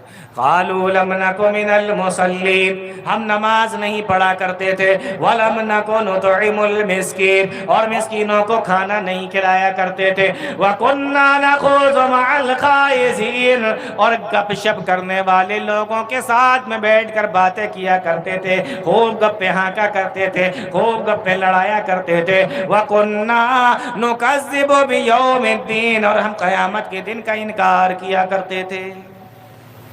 تو یہ ایک چیز بھی ہے. قالوا لم نک من المصلین، ہم نماز نہیں پڑھا کرتے تھے. تو نماز نہ پڑھنے کی وجہ سے بھی انسان جہنم کے اندر چلا جائے گا. تو ایک کام جہنم کے اندر لے جانے والا نماز نہ پڑھنا۔ ایک اور آیت کریمہ دیکھیں، اللہ تعالیٰ فرماتا ہے فَوَيْلٌ لِّلْمُصَلِّينَ۔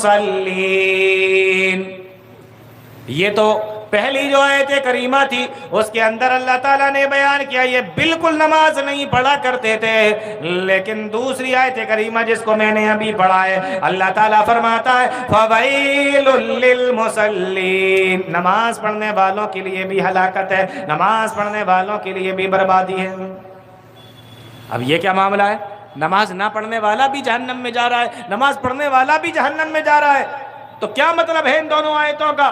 دونوں آیتوں کا مطلب یہ ہے کہ جس کے اندر ہے کہ نماز نہ پڑھنے والا جہنم میں جائے گا، یہ بالکل نہیں پڑھتا تھا، اور دوسری آیت کے اندر ہے کہ نماز پڑھنے والا جہنم کے اندر جا رہا ہے۔ یا تو اس کا معنی یہ ہے کہ وہ نبی کے طریقے کے مطابق نہیں پڑھتا تھا، یا پھر اس کا معنی یہ ہے کہ سستی کے ساتھ میں پڑھتا تھا، اپنے حساب سے پڑھتا تھا۔ اللہ تعالیٰ نے جو طریقہ، پیارے نبی صلی اللہ علیہ وسلم نے جو طریقہ بتایا ہے اس طریقے کے مطابق نہیں پڑھتا تھا۔